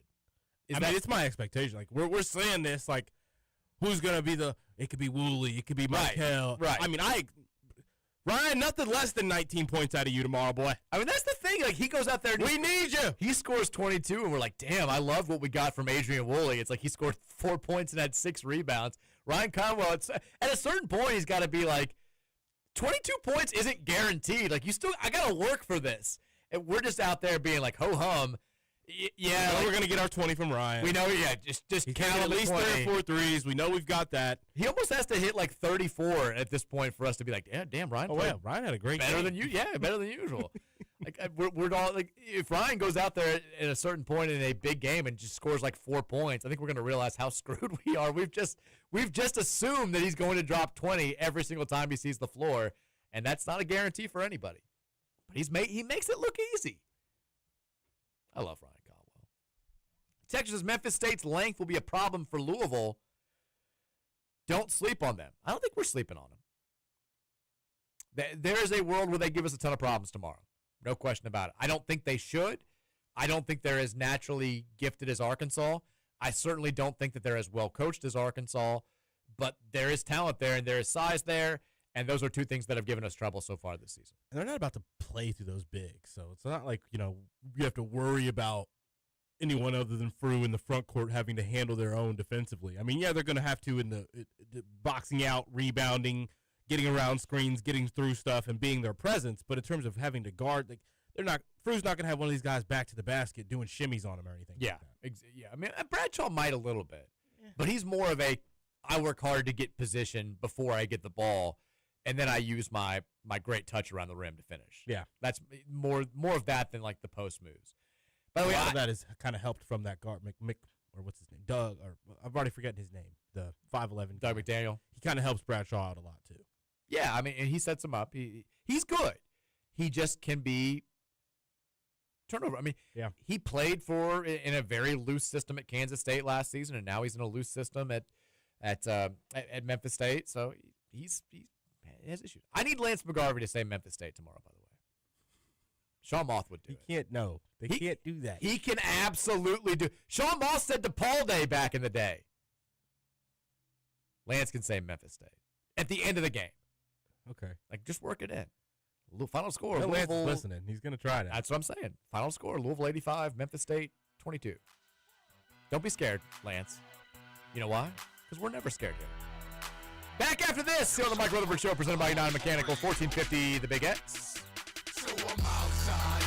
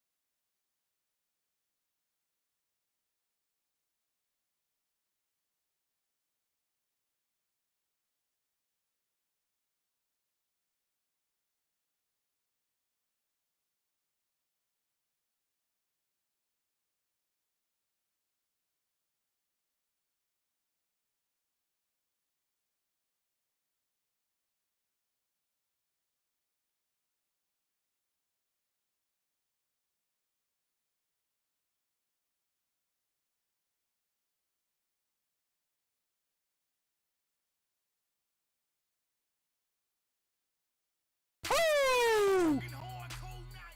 It's been a long week. Without Louisville men's basketball, the Cards back in action now in under 24 hours when they host longtime rival Memphis State inside the KFC Yum Center. I mean, forget about the gap in games since last week's win over Indiana. We haven't played a home game in a long time. We haven't played a big home game since Kentucky. It's been since the very beginning of the season. We played UK on November 11th. It's over a month later. Since then, we've had home games against Ohio, Eastern Michigan, and NJIT. This fan base should be foaming at the mouth for an opportunity to go out there and take down a quality opponent who just so happens to be a longtime nemesis. Let's get this done. 3:30 tip-off tomorrow on ESPN. The Cards have owned this series historically. 54-36 is the all-time total. In home games, Louisville is 31-12 against the Tigers. We also haven't talked about this as far as tomorrow's game is concerned. There's going to be a jersey retirement ceremony for Junior Bridgman. His number 10 jersey will become just the 6th Louisville men's basketball jersey to be retired by the program. I believe they're going to do the ceremony during halftime. That's kind of, it's at least what I was told was the tentative plan at the beginning of the week. So if you're going to the game, maybe hang out during halftime, maybe plan accordingly. You're going to want to be around for that ceremony, honoring the legacy of Junior Bridgman as both a player and an entrepreneur and a philanthropist around this area. Fans can also purchase a limited edition Bridgman Yeti tumbler in the club's areas and the concourse bars, or you can buy a Junior Bridgman jersey at the Cardinal Collective off the main lobby.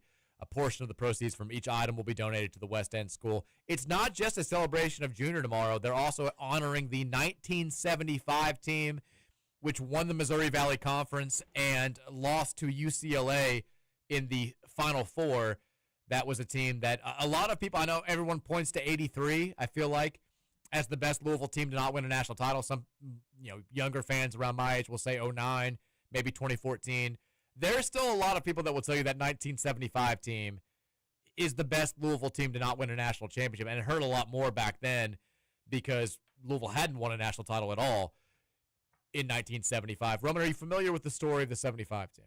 Not much. So the big story there is they're playing UCLA, who's the kings of college basketball and have been so for the last 15 years. They're playing them in the Final Four. They have a lead. Louisville's up by 1 point. This is before the three-point line. UCLA fouls Terry Howard. John Wooden on the sidelines is saying, don't foul Howard, don't foul Howard, don't foul Howard. They fouled Terry Howard. He's our best free throw shooter. Had missed one free throw the entire season. Goes to the line for a 1-and-1. If he makes both, the game is essentially over because there are no three-pointers. He misses the front end of the 1-and-1. UCLA comes down, hits a turnaround jumper right before the buzzer along the sidelines. U of L has a last-ditch desperation 65-footer that doesn't come close, and we get beat. And still to this day, probably one of the most notorious and heartbreaking losses in the history of Louisville basketball. And the story goes that UCLA had been beaten in the Final Four the year before. This is after they'd won 11 of the previous 12 national championships. And they win in the Final Four this year, and this was at a time when the fans would storm the floor after any win like this. So UCLA fans come out onto the floor, and one of them goes up to John Wooden and says, I bet you felt like you owed it to us after last year.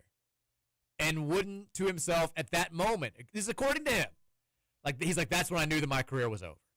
If I've gotten this to a point where losing in the Final Four is unacceptable, and that's the standard to make people happy, and people aren't going to just celebrate a Final Four win, they're going to be like, oh, I bet you owed that to us.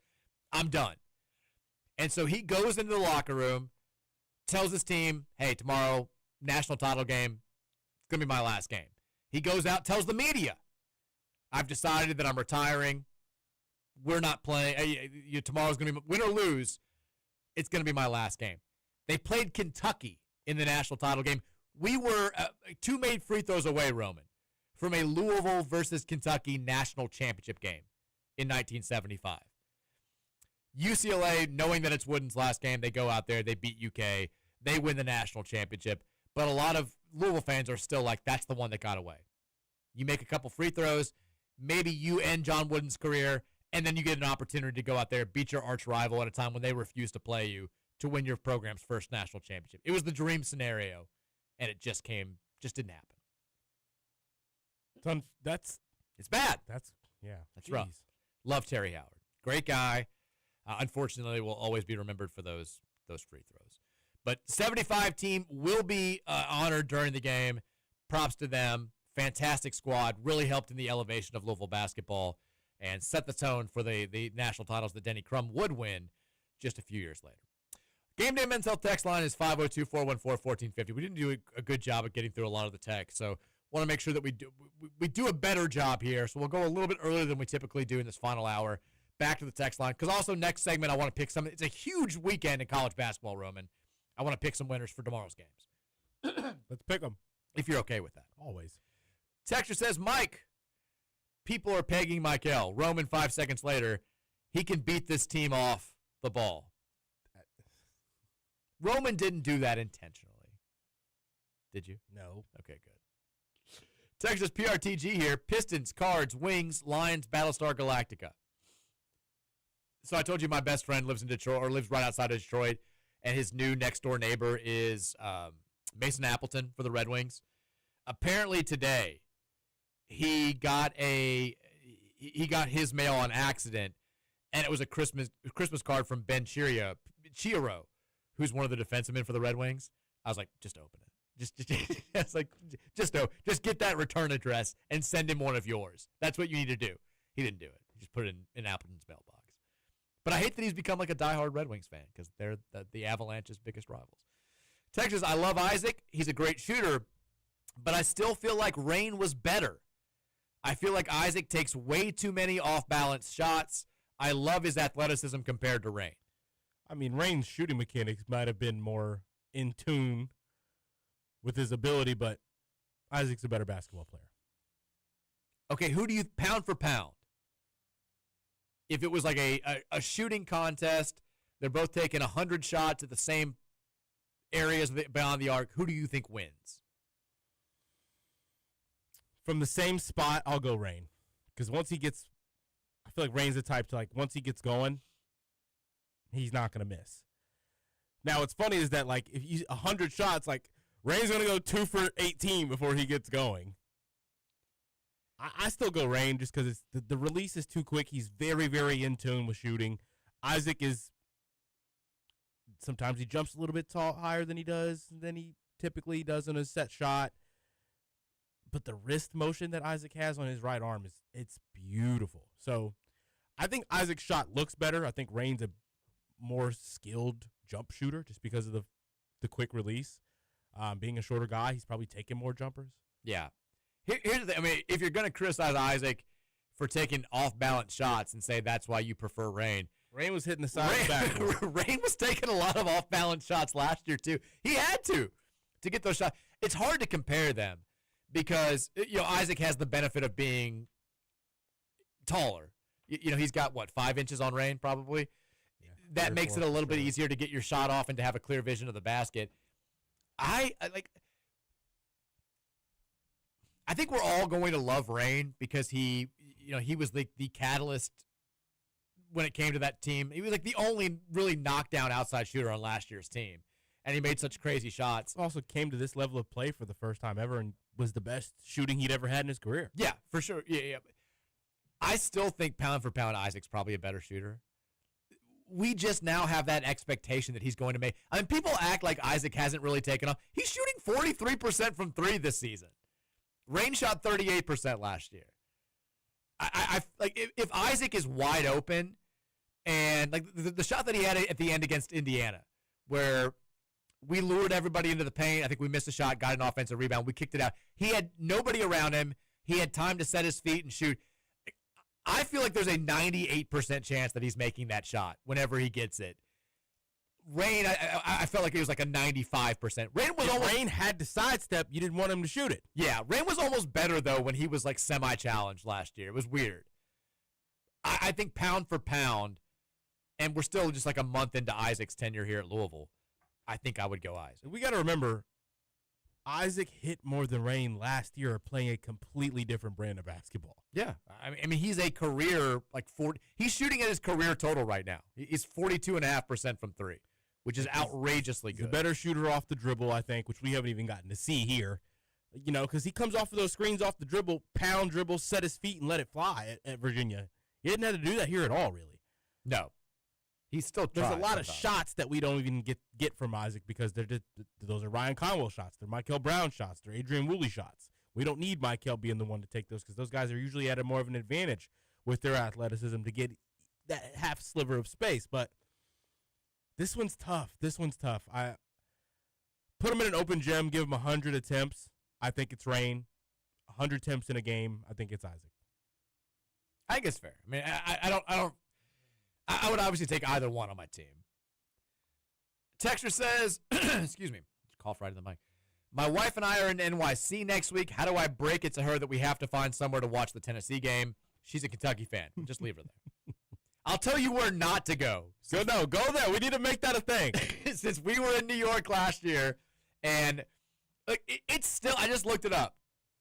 It's still on the official U of L website as a Louisville game, the only Louisville game watch bar in New York. This place, Murphy's on 2nd Avenue. Call them today. Say, hey, just want to make sure you guys are at Louisville bar. We're coming. We're headed there. Want to make sure there's some They're not a memorabilia. Louisville bar. They're a Ravens and a Pitt Panthers bar. I mean, this was, first of all, I got bullied into doing this. We were walking around New York, looking at the holiday pop-up shops, and the game was. We were planning on just going back to our hotel to watch the game. And I'm texting buddies, and they're like, "Dude, like you're in New York. There's a Louisville game watch bar. Like you need to go there for the game. Like you'll be a hero. Like you'll walk in there, people will be like." They'll find out that you're going there. I'm sure other fans will show up. Like they're making it seem like I'm the biggest idiot in the entire world if I don't push for this to happen. So I'm kind of like, I think it'd be kind of fun. Like it's, we can walk there. We got plenty of time.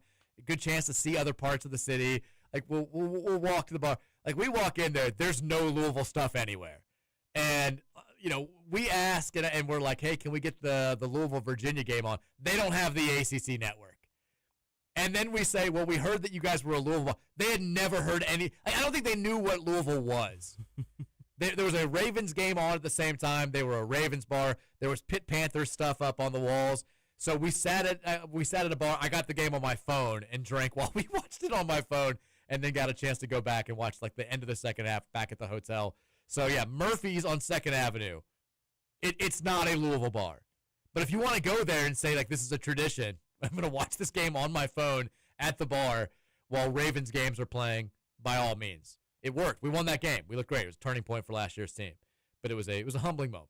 Did not go the way that I thought it was going to go. Roman Hader says, I do stats, shot clock, PA, and media work around Indianapolis. Okay. Jeez. Thanks for letting us know, Roman Hader. Can you get us into the Final Four? Gosh, get us some tickets. I mean, Final Four. You know where it is. Like, Naptown. Take me to a Pacers game. I want you to get me, a free reservation at Shula's. I want to interview with Rick Carlisle. Not Shula's. Give me St. Elmo's. My friends have been there. I've never been there. I want to try the shrimp cock. Get Jonathan Taylor on the show. Make it happen. Harry and Izzy's. Free table. Texter says, almost exactly 2 years ago when the Packers were in the playoff hunt, eventually making it, I got tickets in the 100 level of Lambeau Field, so close that I was basically on the field for a little over $100. Today, due to both the economy and the quality of the team, I probably couldn't get that ticket for less than $400. So with that being said, Louisville fans, this ain't Kenny's Cards and this ain't the old economy. Stop complaining so much about tickets. I got into the UK game for $80 upper bowl, and I got into the game tomorrow for $27 upper bowl. Show up. Go Cards. Not everybody has money to spend on tickets. Chris Palmer's not going to like that. We got cash flowing everywhere. Everyone's a millionaire right now. Texas, if Rutherford wants to get in touch with Josh Hurd, his phone number is, I'm not saying that. Is that right? No. I was guessing it was your number. That is not my number. And that's also not Josh Hurd's number. I don't know whose number you're giving out. I'm not going to do that. Riddler does say right after that, BBN's fixation with JMI is sad. They have nothing positive on the court, so they have to point fingers and blame random institutions to avoid the fact that their coach is a raving dork that no one wants to play for. Who cares if JMI limits their opportunities? They're doubling your pay by being exclusive with them. All right, have you seen like the fan media being at each other's throats over this? Yeah, a little bit. So we talked about the story that came out a couple of days ago from Jack Pilgrim for KSR and the national writer whose name I can't, Jacob something. Sorry. It's a hard last name. Yeah, Kovalchuk, something like it's something like that. And you're kind of breaking down all these crazy things about JMI and why the anonymous quotes from the parents of recruits that chose other programs and all this stuff. And then you have somebody today coming out and basically being like, that's crap. That none of this is true. All of that's fake. None of this is happening. It seems like the Kentucky fans are siding with the KSR crew. I guess because you want, like, this is a easily digestible explanation, right? And it seems easily fixable. Just get JMI out of there or bully them into changing their ways, and we're going to go get players. Like, nobody wants to believe that Mark Pope just sucks and people don't want to play for him. Everyone wants to believe that there's a reason. We could have got Wilkerson. We could have got Right. Caleb Wilson, but they couldn't get their own deal, so they left. Exactly. And maybe that is the case. Who knows? Probably is. Who knows what the actual story is? But you're seeing whether or not this was directly influenced by somebody at JMI or not. You're kind of seeing JMI punch back a little bit now and say, like, no, like this is creating a rift in the fan base that wasn't there before.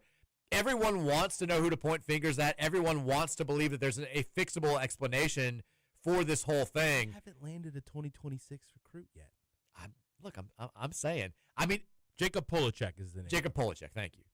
I was close. Kovalchuk. They lose tomorrow night to Indiana.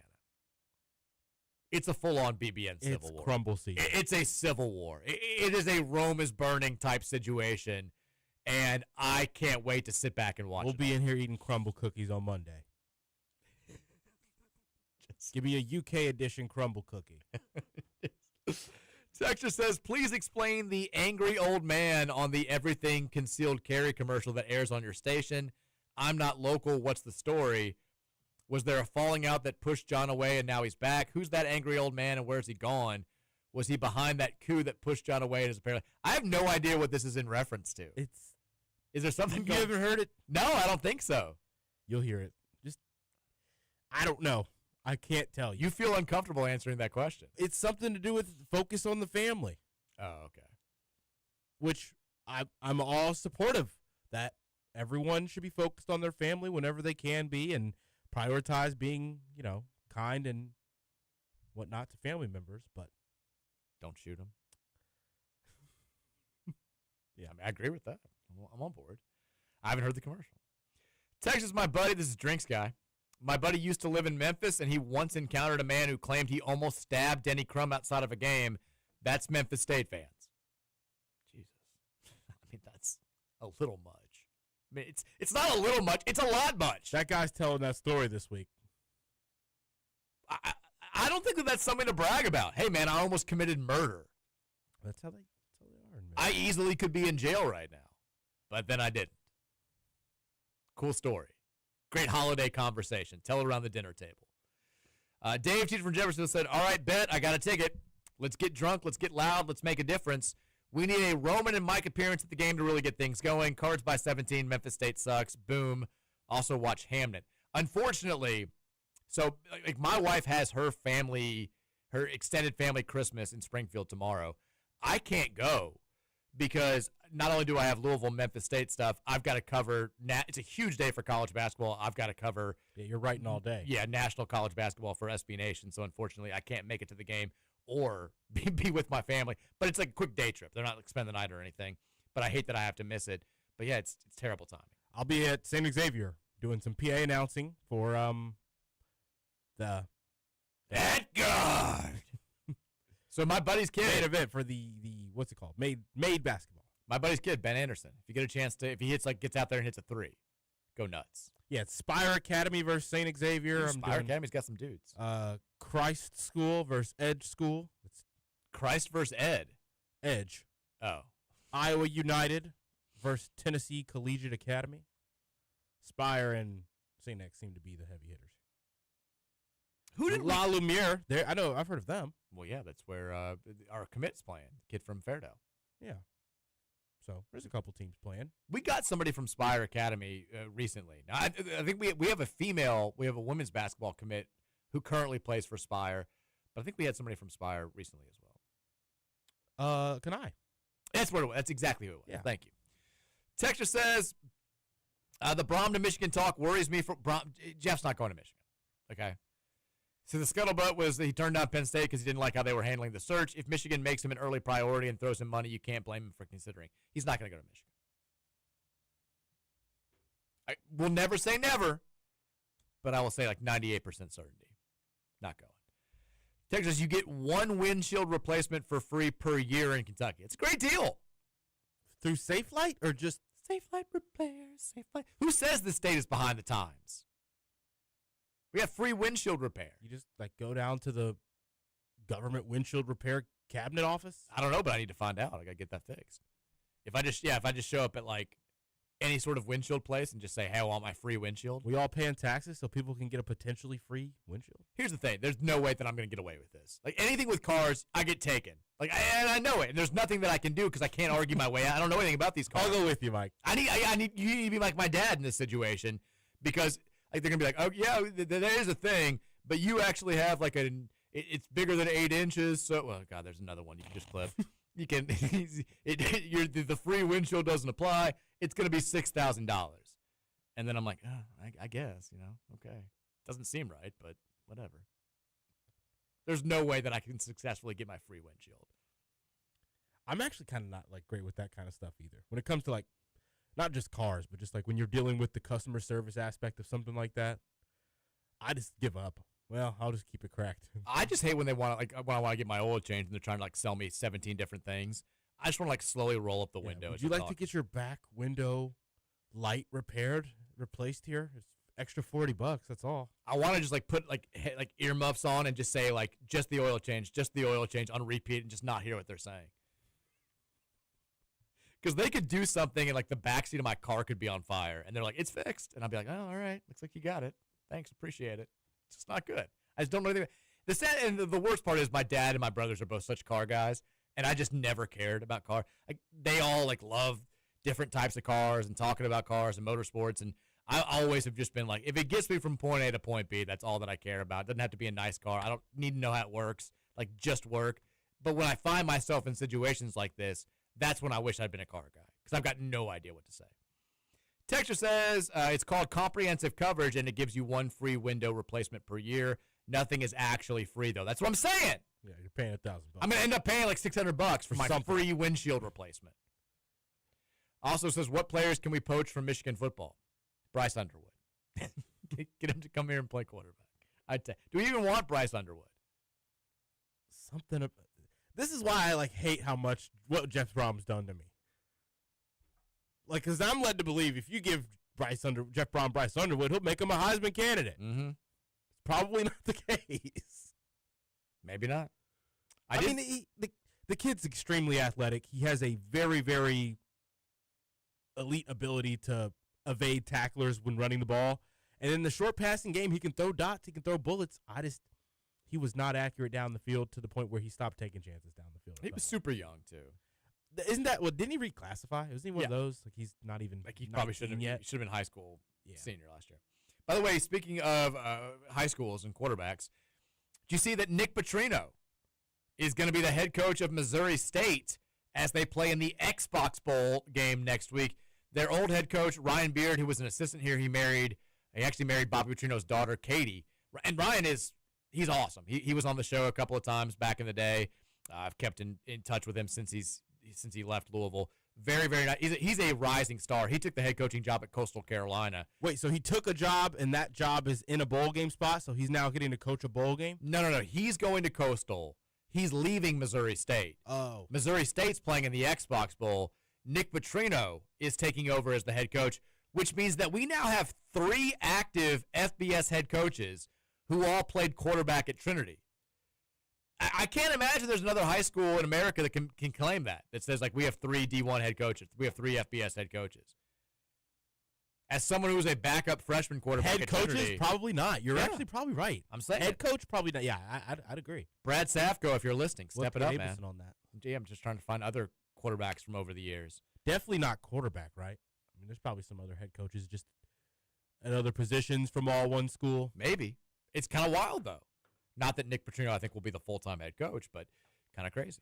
Is it common for coaches to go coach a bowl game for, like you just took the job and the team that needed a job is in a bowl game spot? He was an assistant at Missouri State. They made him the interim coach for the bowl game. I see. So he's just kind of got promoted for now. Okay.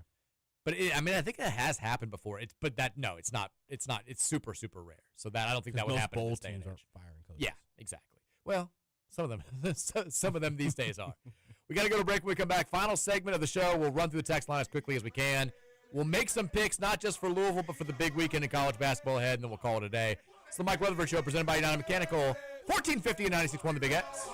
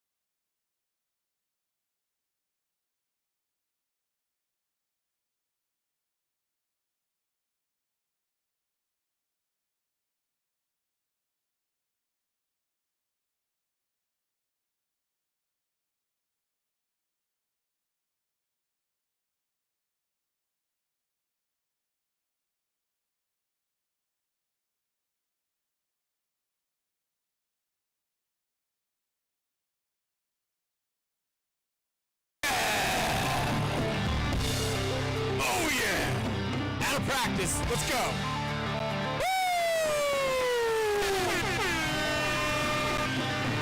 Game days are back, baby. It's been a while. Let's hit it.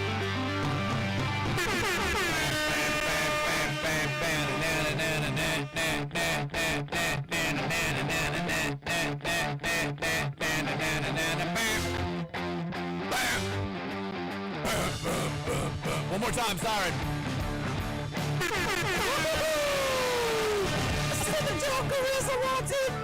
The final segment of the week here, Friday edition of the Mike Rutherford Show, presented by United Mechanical and Nexus Plus, Louisville's newest construction management company.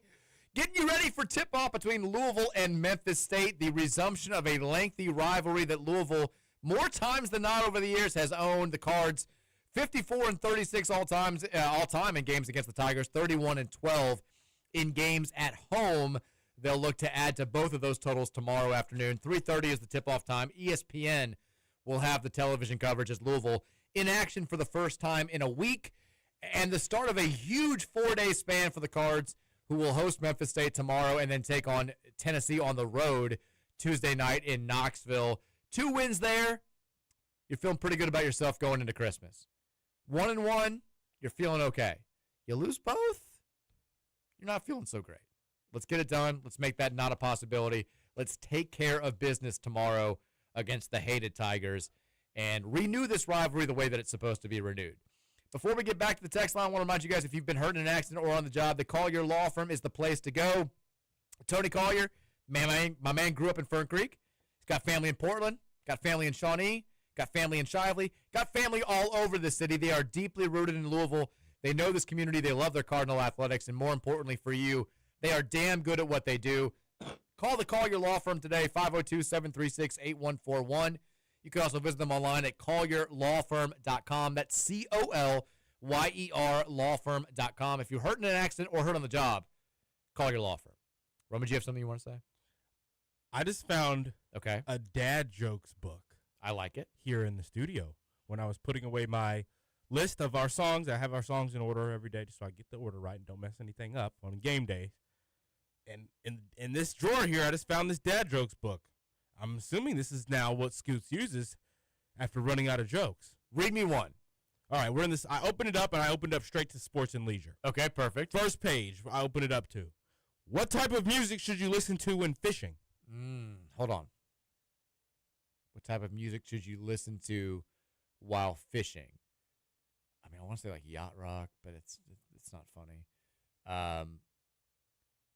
Tell me. Something catchy. Damn it, that's good. And then I have to read this one as well, just because maybe I'm not smart enough to understand this one. Okay. Why was Cinderella such a bad basketball player? She couldn't crash the glass. Some with glass. Because her coach was a pumpkin. Okay. What does that mean? So, the coach was her carriage. And the pumpkin turned into a coach. The fairy godmother took the pumpkin, turned it into a coach that she rode to the ball. Like that little the buggy? Yeah, I mean, that little horse and buggy kind of thing. A fancy one of those is called a coach. I don't remember it getting a pumpkin turned into that. I don't remember a pumpkin in Cinderella. Then I'm starting to doubt your knowledge of the story of Cinderella then. She had a glass. She had she had evil stepsisters. She did. She Drizella and Anastasia.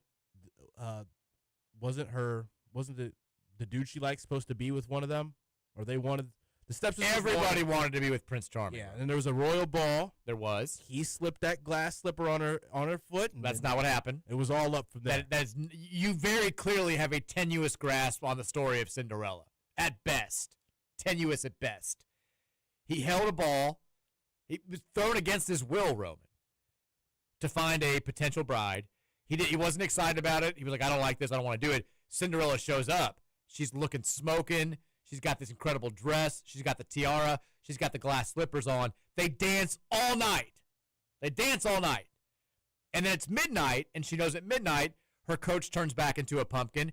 Her dress turns back into her rags. Again. She runs away so fast that she loses one of the slippers. And Prince Charming's like, I don't even know your name. I don't know who you are. But the glass slipper is the only thing that he has that was hers. And so he goes around to all the houses of the world, of the town, trying to find slipper on each of them. The stepmother, the evil stepmother's got an idea that it actually was Cinderella, so she locks her away, and then she ends up, breaking the glass slipper, but Cinderella's got the other one. Boom, fits perfectly. They live happily ever after. What do you call an unbelievable story about a basketball player? A tall tale? Hey, there you go. Yeah! Boom. That feels good. That one felt good. We'll end on that. That's 100% why that book is there, by the way. Definitely why. It's 100% because Scoots is using that for his joke. Scoots pulls that out to start the show. Does he not have access to the internet? Is he not capable of typing in like dad joke and finding the billion websites that have dad jokes out there? I like that he's going old school, though. I am too. Props I'm to mad at a Scoots. book. Game Day Men's Health text line 502-414-1450. You got about 20 minutes left to have your thoughts on the radio, but here's what we're going to do. We got 2 tickets to give away to tomorrow's Memphis game. We've got a parking pass. Parking passes don't just grow on trees. Parking passes don't just grow on trees. I don't know why. I'm fired up. It's the end of the week. The last segment. Let's go. Here's what we're going to do. So I mentioned the game that I was super hungover for back in 2011. You guys remember where you drank before? As I said, or the night before. I have no clue whatsoever. No clue whatsoever.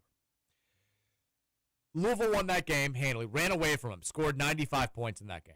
I mentioned that it was Russ Smith's first career start.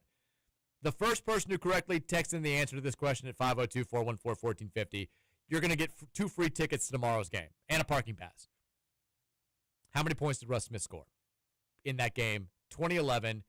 He was the leading scorer in the game. I'm also now realizing that he didn't start. It wasn't his first start. It was his highest minutes. It was his highest point total. He led Louisville in scoring in this game. How many points did he score? We got to get a winner. Boom. Let me make sure that I mark this. The correct answer is 24 points for Russ Smith. That was a career high at the time for him. Congratulations to our winner. I've sent you a text. You can stop texting in. Pele's not a number. Pele. Scoot Harry, you're not even the Pele guy. You're not allowed to say that. I hope that the winner, we have multiple people else who have sent in 24. Winner, I hope that you're able to use the tickets. I hope that you're going to use the tickets. If not, we will give them to the other people that correctly sent in the answer to the question. But that game, Russ Smith, no short. He was 6 of 16 from the field, 10 of 12 from the free throw line. He had 7 steals, Roman. Sheesh. 7 steals. Louisville had 13 steals in that game. He had 7 of them. Gorgie Zhang, by the way, played all 40 minutes, had 14 points and 14 rebounds. He had 6 blocks in that game. Louisville scored 53 second-half points, 42 in the first half to take down Memphis, 95-87, and improve to 10-0 on that season. All right, our winner, he says he's for sure going to use the tickets, so I will get your email, and we will send them your way. All right, well done. Big thanks to my girl, Tamara, for sending those tickets in. She's the best. And now for the winner of the parking pass. No. You can find your own way in, but you're going to get free parking. Sean Moth texted me, by the way, and said, come for the card stock, stay for the Rutherford Fairy Tale Theater, and Roman reading out of a dad jokes book. Have a great weekend, guys. We appreciate it. Love Sean Moth. Well done. I'll say go Cards, go Avs. Sean would have said Memphis State. No doubt in my mind. Lance, you got to step it up. I need a Memphis State over the PA. I'm issuing the challenge. No, that's fair. But I don't know. That's not saying the word whatever it. I don't care. Kind of challenge. Yeah, no one said this was going to be easy. It's not easy to work a professional job and keep the fan base happy. Call them the incorrect school or else. Yes, it's exactly what I'm saying.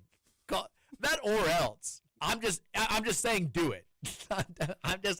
I'm laying out a challenge for Lance McGarvey. You can sneak it in at some point. You don't have to make it overly noticeable. I mean, end of the game. Say, like, everyone drive home safe, including Memphis State fans. Give me that. That's what I need to happen. This has to happen. 502. It's like you're fired if you don't do this. I'm calling for your job on Monday. 502-414-1450 is the Game Day Men's Health text line. Text says, hey, Mike. Sticking with the trend of local sports radio hosts today, do you have any good cancel culture rants in you? Has someone else been doing this? I've not heard any other sports radio today. I haven't either. Said also the situation with that lower bowl scalper with the 2 full rows. They have some of the cheapest ticket prices per seat in the lower bowl, $95 per seat. My only rant about cancel culture is that cancel culture doesn't exist. Doesn't exist. It doesn't. Absolutely not a thing. Texture says, here's the water bottle throw. Someone just sent in the water bottle. Look at this. It's the noise that he's making. Look at that. Look at that. I'm going to hold it up to the YouTube cameras here. Penny Hardaway chucks his water bottle. You can hear him say it. Just the Memphis this bench. I thought he slammed it. No, he throws it. It's the least Just masculine throws it. throw you've ever seen. He just throws it forever. That's him. Just play that on repeat. I'm going to put that in the preview I for. feel like he's throwing it at a player of his or something. No, he's trying. I mean, look, your body's not supposed to move like that as a man throwing a water bottle. I'm sorry. You're not. That's my cancel culture. That's my old man take of the day. You can't do that, Penny. You look ridiculous. Stop. Texture says the line for the game tomorrow opened up at Cards minus 14.5 on FanDuel. It's already minus 16.5 now. Also, are we hammering IU plus 4.5 or 5.5, depending on the book? That's a stay away from me. I don't know how that game's going to go. I'm absolutely staying away from it. Wait, the UK IU game. I don't know. I think IU's playing better, honestly. I mean, they're underdogs? yeah, UK's the metrics still UK's still 20th on KenPom. The metrics like UK. Let me tell you how to make some money right now. Are you going money line? IU minus 7.5, wherever that is, go grab it. Take the 6.5. Actually, keep it a little safe. Wow, they're winning this game, Mike. Texas hashtag Zan too thick. Texture says, all the Cal Memphis talk has me thinking, is Cal the best coach ever with only one title? It feels like Izzo is the only argument, but feels like he's crazy overrated. Yes, Cal is the best loser in college coaching. If that's what you're asking? Izzo right up there with him. Best losers in the sport.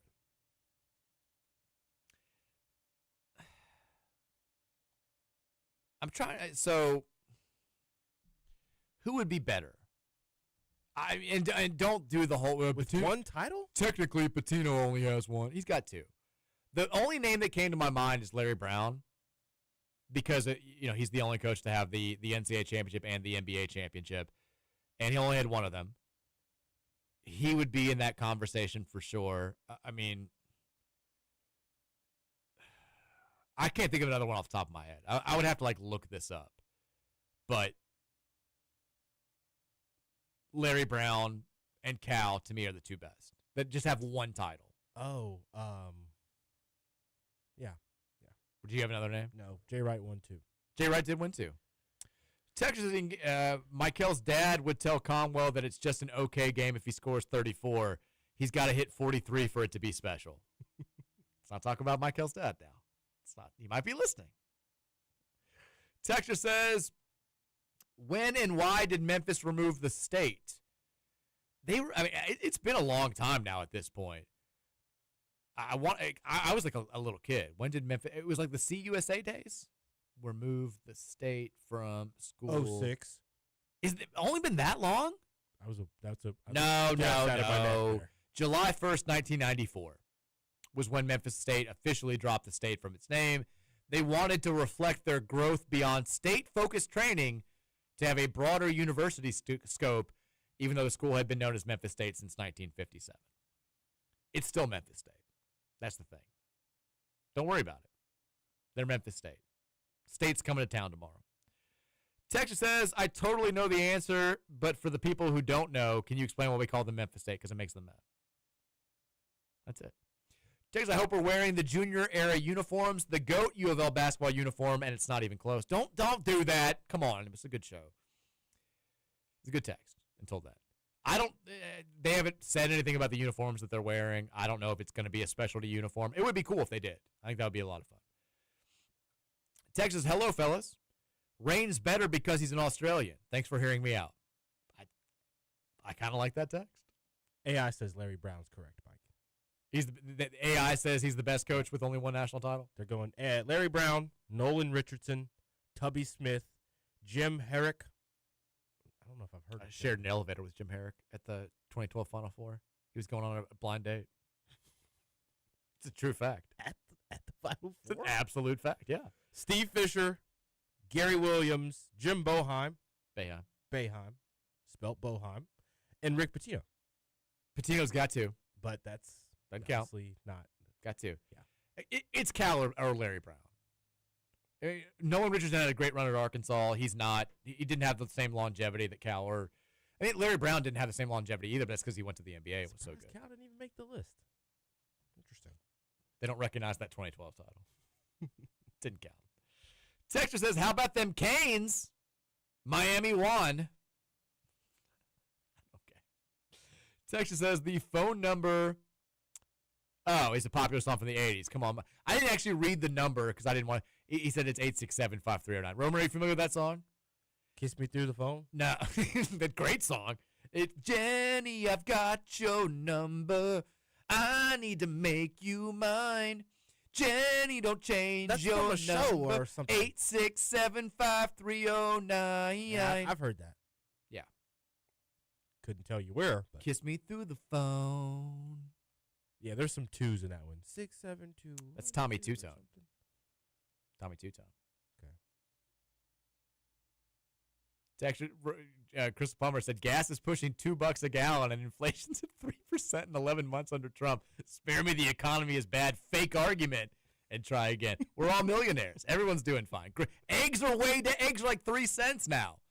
Groceries aren't costing anybody anything. It all got fixed. We're all good. Red Zeppelin says my biggest concern in the Memphis game is rebounding. The Cards are not quick off their feet. This is the one area where they really can exploit us. They don't do anything especially well on offense besides offensive rebounding. And we've had some issues. I mean, Arkansas crushed us on the offensive glass a week and a half ago. If we don't rebound better defensively in this game, that history could repeat itself. Texas says, it's state law, by the way. They can't charge you for your first windshield replacement in KY if you have comprehensive coverage. If you have liability, you're out of luck. I want my free windshield. Man, a lot of people have texted about this free windshield thing. I appreciate it. I'm going to go help it out. Texter says, Matt Jones says, no radio show in America has as much technical difficulty as KSR. Clearly he's never listened to the Mark Rutherford show. The Real Spill live show, and it's not radio, but we've had a technical difficulty every single recording. Every radio station thinks that they have, at least here locally. I can tell you that.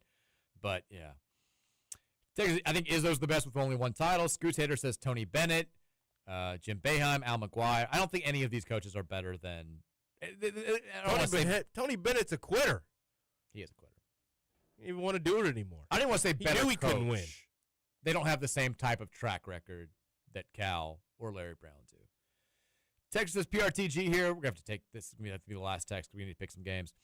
The NYC Louisville bar story reminds me of when my wife and I were in Ireland for our honeymoon during Cardmageddon. Oh, God. Went to a bar in Cork that said they had all the NFL games, so I assumed they could put on the Louisville UK game. The bartender gave the best effort I've ever seen for someone in customer service. Watched the Miami game in the 70s designed B&B room on the laptop. Mike had amazing sex on Friday after his description of Cinderella. I don't know what you meant by that last line. Are you seeing that? Mike had amazing sex on Friday after his description of Cinderella. Is this a future dated text? I don't know. That just happened 5 minutes ago. I mean, I can tell you that's not going to happen, though. It's the wrong time without going into details. It's not going to happen tonight. I got nothing else to say. He meant to send this Monday. This is podcast Random Thoughts, guys. Monday. No, but he's reacting to stuff that we talked about today. My New York story. But that last line makes no sense whatsoever. That is not a live. I don't think he meant to say that. I think this was a voice to text gone wrong. Oh, maybe he's saying is gonna have. Mike gonna have. I mean, either way, he's wrong. So we can leave it at that. Let's pick on. What a great last text to go off of. Let's pick some games for tomorrow. It is a monster Saturday in college basketball. Not only do we have Louisville versus Memphis State, we've got a number of top 25 versus top 25 matchups. It starts at noon on ESPN2, Roman.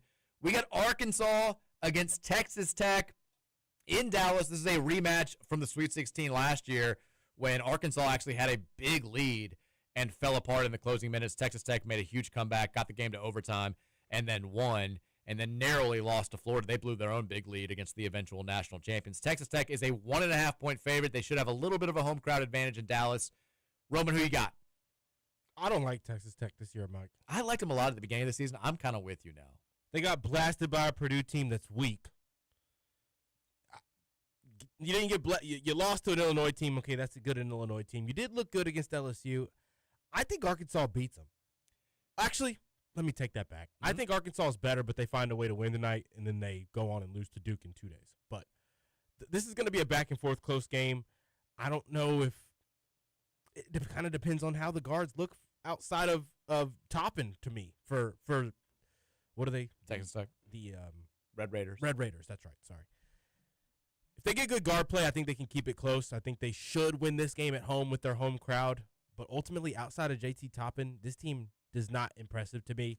I don't know if they have someone who can really guard Acuff. Maybe I'm jaded because my favorite team kind of got blitzed by Arkansas, and I saw that firsthand. I think Arkansas wins this game. I think they've turned a corner. They've been good for the last couple weeks. Texas Tech has looked a little iffy. The only question that I have They should have lost to Wake Forest.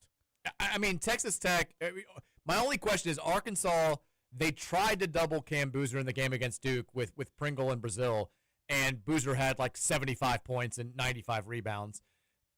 Toppin is a similarly talented player with similar size. Did Cal learn his lesson there? Does he how does he defend JT Toppin in this game? If it's at all, Brazil can't do it by himself. No, but I mean they tried to double Boozer and Boozer went for 39 and 18 against them. If they do a decent job on JT Toppin, I think Arkansas wins the game. I'm picking the Razorbacks. I think they get it done, despite being a 1.5 point underdog.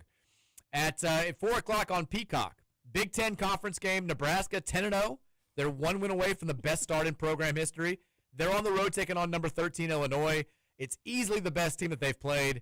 The Illini are a 9.5 point home favorite. Does the Nebraska ball magic continue? No. Yeah, this is no. There's They no way will to not win be this a game. top 25 team when things are all said and done. I know they won by 30 against Wisconsin. Illinois covers. I'm not buying the Nebraska ball hype. I think Illinois wins. I think Illinois covers. Opened at 8.5. It's up to 9.5 for a reason. It's going to probably get to 10.5 before game time. I think Illinois is really good, by the way, too. Like they're one of the teams that I'm definitely in on. 5:30 on ESPN. Kansas on the road taking on NC State. Big spot for Will Wade and the Wolfpack getting the Jayhawks with Darren Peterson now at the Lenovo Center in Raleigh. NC State's a 1.5 point favorite. Do they take advantage? I think so. Okay. They looked good in their last game. Yes. I think Kansas wins. I'm not buying NC State. They look great against Liberty. You're right. They haven't beaten anybody with a pulse yet. It's time. I think Kansas gets it done. 9:30, this is a big one on ESPN. Number 1, Arizona is on the road taking on Alabama in a true road game in Birmingham at Legacy Arena. Arizona's a 1.5 point road favorite. Do they keep the undefeated season going? Really opposite teams here. A lot of threes versus no threes. I'm going to say, and they're on the road. Yep. I'm going to say Alabama gets the job done. I got Bama too. I'm big on Bama. I think Zona's really good. I don't think that they're top tier national title good. I know their resume is fantastic. They should have lost to UConn if Terrace Reed had played. I think Bama wins this game. 11:30 on ESPN in Seattle. It's UCLA. It's Gonzaga. Mick Cronin's already complaining about the start time. Gonzaga's a 9.5 point favorite. Zags win. Zags cover. I think the Zags win. I think UCLA covers. I think it's a good game. I think Gonzaga wins by like 2. Indiana at Kentucky. You've already made your statement on this one. Kentucky's a 5.5 point favorite. According Indiana to ESPN. by 6.